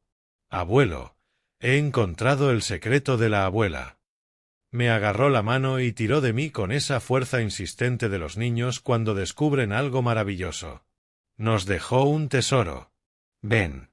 Ven a verlo». La cara de Vanessa palideció. «Olivia, ¿de qué estás hablando? ¿Qué has encontrado?» Pero Olivia ignoró a su madre por completo, tirando de mí hacia la habitación del final del pasillo, la habitación de Margaret, el único espacio del ático que yo había mantenido tal como a ella le habría gustado, el único cuarto al que Vanessa nunca había tenido permitido entrar. Dejé ese límite claro desde el día que me mudé. Por una vez, Vanessa lo respetó, quizá porque intuía que empujar esa puerta revelaría demasiado, demasiado pronto. Olivia me llevó dentro, y al instante vi lo que había pasado. Un cuadro en la pared del fondo, uno de los favoritos de Margaret, estaba torcido en su gancho. Detrás, una sección de pared se había abierto sobre bisagras ocultas, revelando una caja fuerte empotrada en la propia estructura. Había vivido 2 años en ese ático sin saber que existía. Margaret había guardado bien sus secretos. Estaba hablando con la abuela, explicó Olivia, señalando la foto de Margaret sobre la cómoda. Le conté lo de la pelea. Le pedí que ayudara a que todos dejaran de estar enfadados. Me miró con esos ojos confiados. Y entonces choqué sin querer con el cuadro y se movió, y encontré el tesoro. ¿Crees que la abuela me oyó? ¿Abuelo? ¿Crees que me enseñó dónde mirar? Se me cerró la garganta. Creo que sí, cariño. Creo que nos ha estado cuidando todo este tiempo. Vanessa empujó para entrar detrás de nosotros, con Daniel justo detrás, y se quedó mirando la caja fuerte abierta con una expresión de horror que iban haciendo. ¿Qué es eso? ¿Qué hay ahí? Me acerqué despacio, con el corazón golpeándome. Dentro, colocados con la precisión característica de Margaret, había varias cosas. Un pendrive dentro de una cajita de plástico, un sobre grueso con sellos legales que reconocí como documentos oficiales de un fideicomiso, un sobre más pequeño dirigido a Olivia con la letra de Margaret y una instrucción debajo, para abrir en tu 18º cumpleaños, antes no. Y, por último, una carpeta con una etiqueta que me cortó la respiración, fase 2, solo para los ojos de Grace. Saqué primero el pendrive y lo giré entre los dedos. Margaret había preparado esto. Había anticipado este momento con la misma planificación cuidadosa que llevaba a todo. Incluso muriéndose, incluso apagándose, había estado levantando una fortaleza para proteger a los que amaba. Hay un portátil en el despacho, dijo Daniel en voz baja. Podemos poner lo que haya en esa memoria. Nos reunimos en el despacho, todos, incluso Vanessa, incapaz de apartarse del desastre que se desplegaba. Inserté el pendrive y abrí el único archivo de vídeo que contenía. La cara de Margaret llenó la pantalla, delgada y pálida, claramente grabada en sus últimas semanas, pero con los ojos afilados, decididos, muy vivos. Roland, empezó, y oír su voz después de 2 años de silencio me golpeó como algo físico. Si estás viendo esto, Vanessa por fin ha mostrado quién es de verdad. Siento no habértelo dicho antes. Siento haber guardado tantos secretos, pero necesitaba estar segura, y me quedé sin tiempo. Oí a Vanessa aspirar con fuerza detrás de mí. En la pantalla, Margaret continuó, descubrí la verdad sobre su pasado 18 meses antes de morir. Un investigador privado, contratado por una corazonada, encontró registros de Ohio que me dijeron todo lo que necesitaba saber.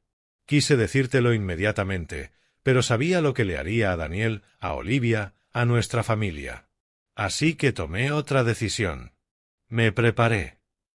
La imagen de Margaret se inclinó hacia la cámara, y su voz se fortaleció a pesar de la fragilidad evidente. Todo lo que necesitas para protegerte a ti y a Olivia está en esa caja fuerte. El testamento original y los documentos del fideicomiso redactados por Samuel bajo mis instrucciones. Una carta para Olivia explicándolo todo cuando sea lo bastante mayor para entender.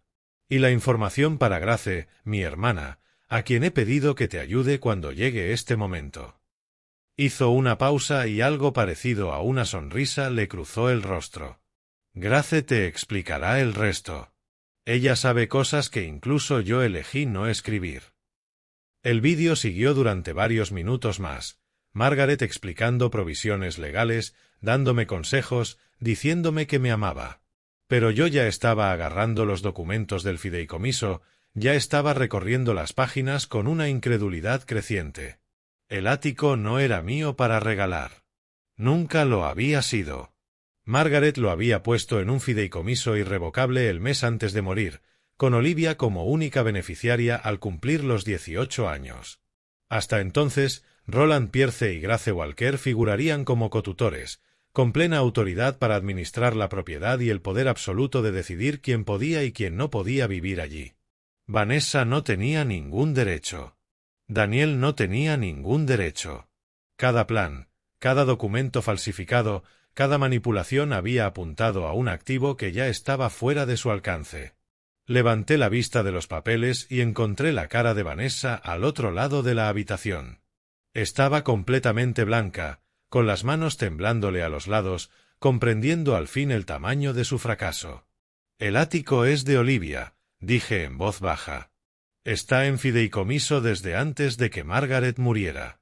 Nunca tuviste ninguna oportunidad, Vanessa. Te superó desde la tumba». Los días que siguieron pasaron con una cualidad extraña, como de sueño. Vanessa salió del ático esa noche sin decir una palabra más, con la cara congelada en una expresión que jamás le había visto, algo entre shock y la lenta aceptación de una derrota total. Daniel se quedó, sentado en mi salón hasta bien pasada la medianoche, a veces hablando, a veces solo mirando sus manos. No arreglamos nada esa noche. Hay heridas demasiado profundas para curarlas con una sola conversación. Pero empezamos. A la mañana siguiente llamé a Samuel. Llegó en menos de una hora, con el maletín cargado de blocs legales y la mente ya trabajando en las implicaciones de todo lo que habíamos encontrado. Grace llegó poco después, trayendo la carpeta marcada como fase 2 que Margaret había dejado en la caja fuerte. Lo extendimos todo sobre mi mesa del comedor, la misma mesa donde Vanessa había desplegado sus planos, y empezamos a construir el caso que acabaría con ella. Samuel trabajó con una precisión metódica. Primero, el poder notarial falsificado, con el testimonio de Daniel confirmando que él había visto un documento distinto al que se presentó en el condado.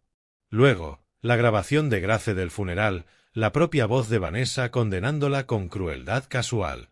Después vinieron los registros de Ohio, 15 años de historia enterrada que demostraban que esto no era un incidente aislado, sino un patrón, una carrera construida sobre explotar a víctimas mayores.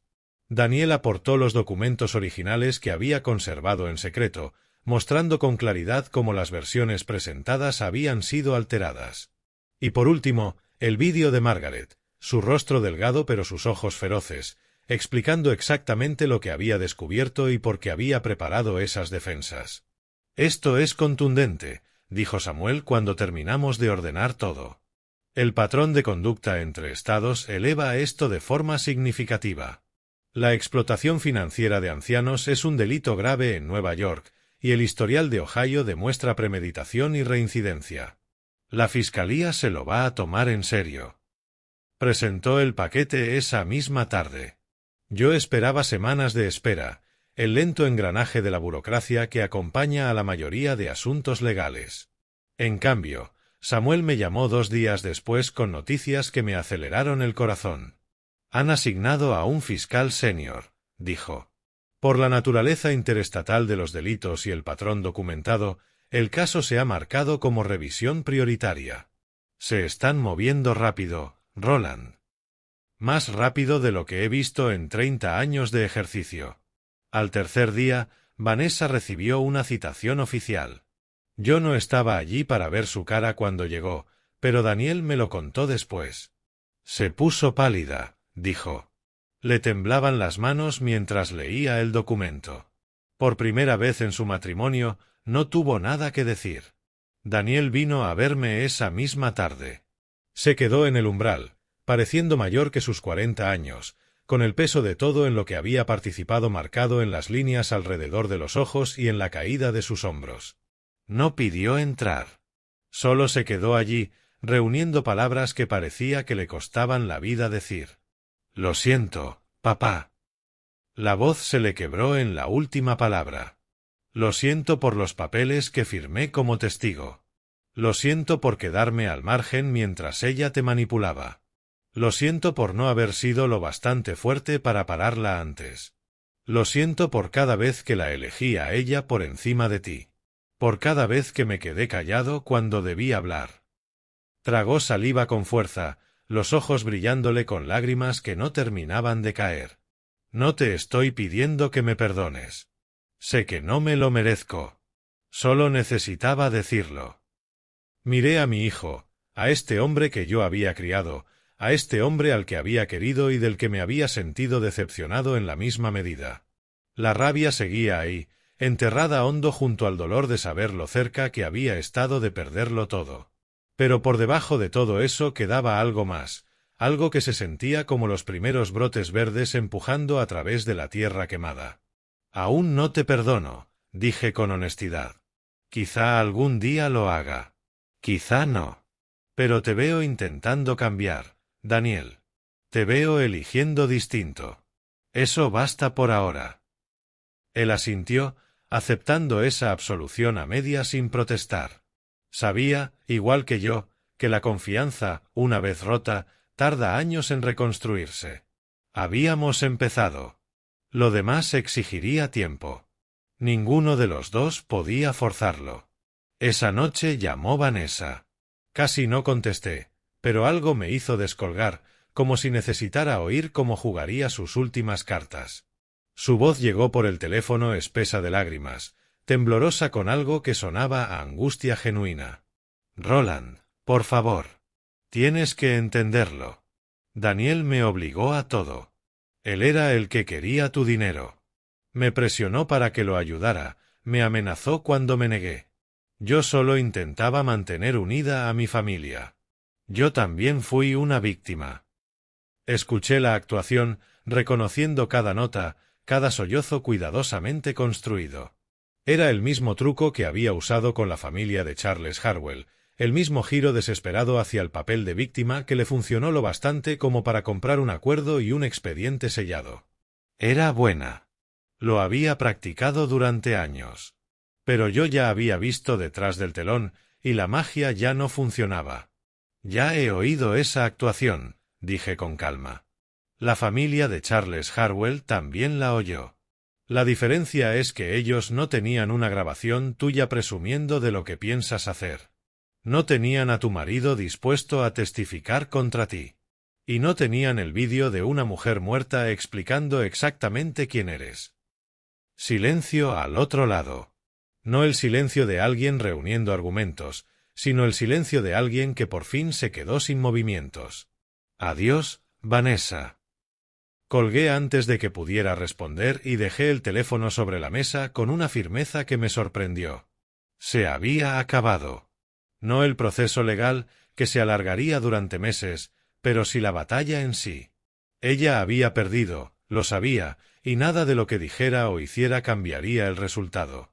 A la mañana siguiente llegó Grace, con la carpeta de la fase 2 bajo el brazo. La había leído la noche anterior, siguiendo las instrucciones de Margaret de que solo ella debía revisarla primero. Ahora se sentó frente a mí en la mesa de la cocina, con una expresión imposible de leer y la carpeta entre los dos como una puerta esperando a abrirse. «Roland, hay una cosa más que Margaret preparó», dijo en voz baja. «Algo que creo que ni tú esperabas». «¿Qué quieres decir?» Grace abrió la carpeta y extendió su contenido sobre la mesa. Extractos financieros, carteras de inversión, escrituras de propiedades en 3 estados distintos, cifras que me abrieron los ojos a medida que entendía lo que estaba viendo.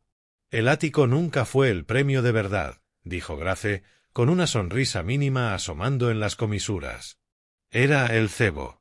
Margaret sabía que Vanessa se obsesionaría con él, sabía que se convertiría en el centro de sus planes, así que lo hizo visible, importante, imposible de ignorar. Golpeó suavemente los documentos delante de mí. Mientras tanto, construyó otra cosa completamente distinta, algo cuya existencia Vanessa jamás llegó a sospechar. Me quedé mirando los papeles, el tamaño de lo que Margaret había reunido en silencio durante décadas de planificación cuidadosa. Espera a ver lo que en realidad le dejó a Olivia. Los documentos extendidos sobre mi mesa contaban una historia que yo no sabía que existía. Margaret, la práctica. Margaret, la cuidadosa. Margaret había estado construyendo algo extraordinario durante décadas, y lo había hecho tan en silencio que incluso yo, su esposo durante 43 años, no tenía ni idea del alcance. Grace me guió por la cartera pieza por pieza. Cuentas de inversión abiertas hacía 30 años, financiadas con cantidades pequeñas que crecieron con el tiempo gracias al interés compuesto y a una sincronización hábil del mercado. Bonos municipales comprados cuando los tipos de interés estaban altos, ahora valiendo el triple de su valor original. Propiedades inmobiliarias en otros 2 estados. Viviendas modestas compradas durante caídas del mercado y alquiladas a través de una empresa de gestión de la que yo jamás había oído hablar. Posiciones en acciones de empresas consolidadas, planes de reinversión de dividendos que habían ido acumulando participaciones desde antes de que Daniel naciera. Margaret empezó esto antes de que os casarais, explicó Grace. Nuestros padres nos dejaron a cada una pequeña herencia cuando murieron. Yo me gasté la mía. Margaret invirtió la suya y no la tocó nunca más. La fue alimentando siempre que podía. Un poco aquí, un poco allí. Siempre cuidadosa, siempre paciente. Miré las cifras, esforzándome por asimilar lo que tenía delante. El ático, el activo que Vanessa había pasado años intentando conseguir, valía aproximadamente $2 millones, una cantidad considerable. Pero el fideicomiso oculto que Grace me mostraba, ese imperio invisible que Margaret había construido en silencio, valía más de 8 millones. Nunca me lo dijo, murmuré, con la voz casi apagada. No se lo dijo a nadie, salvo a Samuel y a mí, respondió Grace. Ese era el objetivo. Se inclinó hacia adelante, los ojos brillándole con algo que parecía admiración. Margaret entendió algo que la mayoría nunca aprende. La riqueza visible atrae depredadores. El ático, la jubilación cómoda, el estilo de vida que llevabais, todo eso era real, pero también servía para otra cosa. Era el objeto brillante, el blanco obvio. Quien quisiera aprovecharse de ti se centraría en lo que pudiera ver. La estrategia se dibujó en mi mente, elegante en su simplicidad. Margaret había creado un señuelo sin siquiera saber que algún día lo necesitaría. Cuando Vanessa entró en nuestras vidas, cuando empezó su campaña lenta y paciente para colocarse de cara a la herencia, fijó la vista en los activos visibles, el ático, las cuentas, las inversiones de las que había oído hablar en conversaciones familiares. Construyó todo su plan alrededor de capturar esos premios evidentes, sin sospechar que la verdadera fortuna existía en un mundo paralelo al que ella nunca podría acceder. El fideicomiso está estructurado con varias capas de protección, continuó Grace. Samuel y yo somos cotutores contigo. Nadie, una sola persona, puede acceder a los fondos sin el acuerdo de los demás. La beneficiaria es Olivia, y solo Olivia, con distribuciones que empiezan cuando cumpla 25. Hasta entonces, el dinero queda intocable salvo para gastos educativos y médicos aprobados. Pensé en Vanessa, en sus años de manipulación, en sus documentos falsificados, en la forma en que había cultivado la debilidad de mi hijo. Había invertido más de una década de su vida en ese plan, se había casado con un hombre al que no amaba, había criado a una hija como un activo estratégico. Todo apuntando a un ático de 2 millones, mientras 8 millones descansaban en cuentas que ella jamás vería, protegidos por fideicomisos que no podía romper, administrados por personas cuya existencia ni siquiera conocía. Lo desperdició todo, dije despacio. Su tiempo, su energía, el trabajo de toda su vida, todo por nada. Grace asintió. Margaret quería que fuera así. Una vez me dijo, cerca del final, que la mejor venganza contra un ladrón es dejar que robe una caja vacía mientras el verdadero tesoro está en otra parte. Vanessa recibió exactamente lo que Margaret planeó que recibiera, nada. Los días siguientes trajeron una cascada de consecuencias. Samuel informó al abogado de Vanessa de la existencia del fideicomiso y aportó documentación que dejaba clara la inutilidad de cualquier batalla legal. El ático estaba asignado irrevocablemente a Olivia. La cartera oculta estaba fuera de cualquier reclamación posible por parte de Vanessa.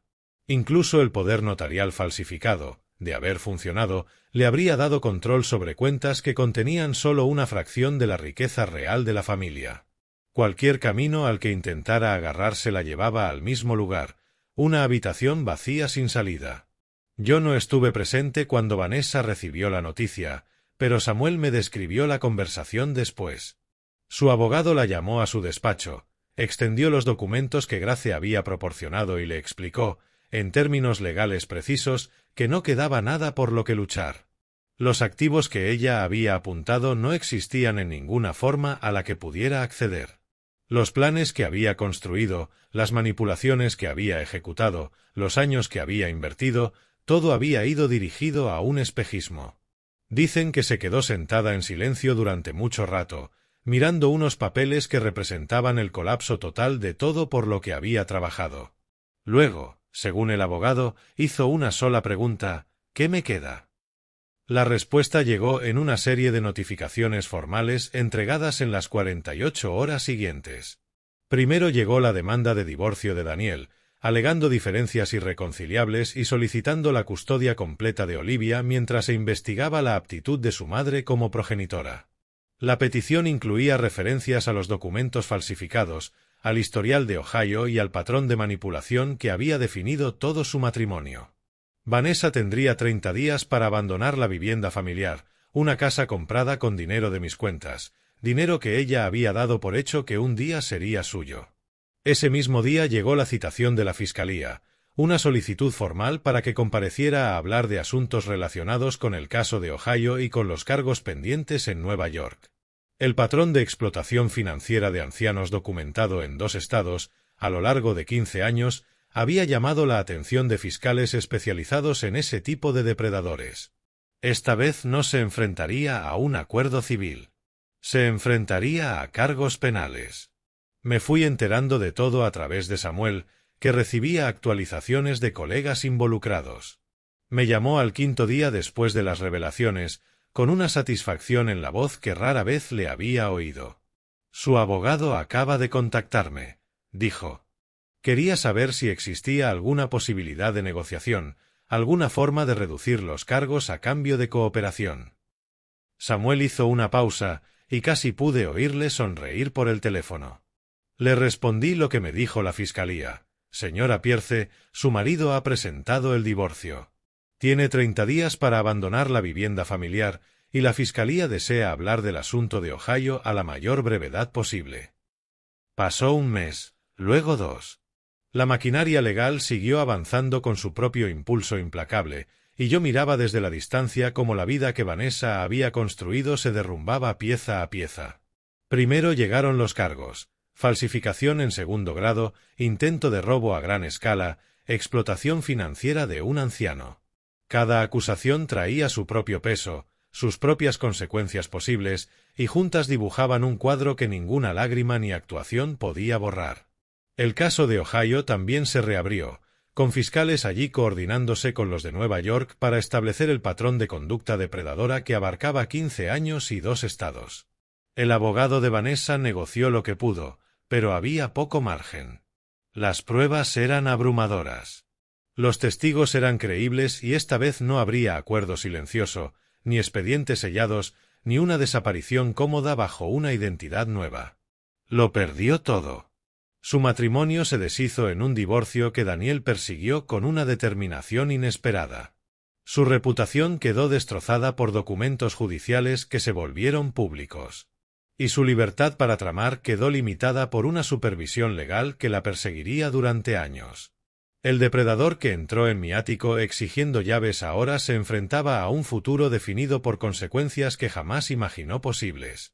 No sentí placer por su sufrimiento, pero tampoco culpa. Hay precios que deben pagarse. Daniel se mudó a un apartamento pequeño al otro lado de la ciudad, un lugar modesto, con muebles de segunda mano y paredes desnudas, que estaba aprendiendo poco a poco a llamar hogar. Veía a Olivia cada fin de semana, al principio con supervisión de un monitor designado por el tribunal, luego, gradualmente, con más independencia, a medida que demostraba ser capaz de poner las necesidades de su hija por encima de las suyas. Había empezado terapia, enfrentándose a los patrones de debilidad y evitación que lo habían hecho vulnerable a la manipulación de Vanessa. Había encontrado un trabajo, nada glamuroso, solo un empleo honesto que pagaba lo suficiente para el alquiler y lo dejaba cansado de una forma que se sentía ganada, no vacía. Y había dejado el alcohol, un día a la vez, construyendo una sobriedad todavía frágil, pero cada vez más fuerte. Ahora hablábamos cada fin de semana, mi hijo y yo. No eran conversaciones largas, todavía no. La confianza entre nosotros seguía siendo fina, fácil de tensar. Pero lo intentábamos. Los dos lo intentábamos. Y a veces, cuando se reía de algo que decía Olivia o me pedía consejo por un problema del trabajo, yo veía destellos del niño que fue, el niño que quizá aún estaba ahí, debajo de todo el daño. Olivia pasaba la mayoría de los fines de semana conmigo en el ático. Los niños son resistentes de un modo que los adultos olvidamos, con corazones capaces de sanar de heridas que a nosotros nos marcarían para siempre. Echaba de menos a su madre, claro. No entendía todo lo que había pasado y yo no intentaba explicárselo todo. Habría tiempo más adelante, cuando fuera mayor, cuando por fin pudiera abrir la carta que Margaret le dejó para su 18º cumpleaños. Por ahora, yo solo la quería. Le hacía el desayuno, la ayudaba con los deberes, escuchaba sus historias sobre el colegio, sus amigas, los pequeños dramas de una niña de 9 años. Me preguntaba por su abuela constantemente. Cada noche, antes de dormir, quería otra historia, otro recuerdo, otra pieza de esa mujer a la que apenas conoció. Le hablaba de las orquídeas de Margaret, de sus domingos por la mañana junto a la ventana, de cómo se reía de mis chistes malos. Le contaba de los primeros años, de los años difíciles, de cuando no teníamos nada salvo el uno al otro, y de algún modo eso bastaba. Le decía que su abuela la había querido más que a nada y que había preparado su futuro con una devoción que iba más allá de la muerte. Y algunas veces, cuando terminaba de hablar y los ojos de Olivia se le volvían pesados de sueño, casi podía sentir a Margaret en la habitación con nosotras, escuchando, sonriendo en paz. Grace se había convertido en una presencia habitual en nuestras vidas.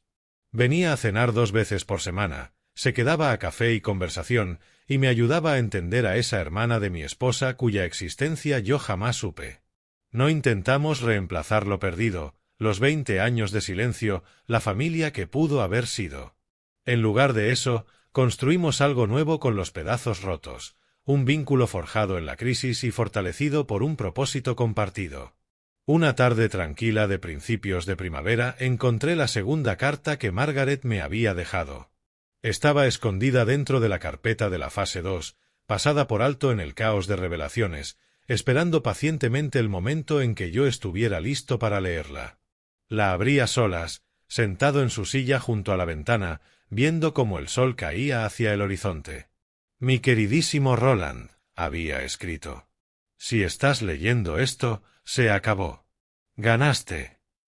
No porque seas listo, aunque lo eres. No porque seas fuerte, aunque siempre has sido más fuerte de lo que sabías. Ganaste porque eres bueno. Siempre has sido bueno de formas que nunca te concediste. Eso fue lo que más amé de ti.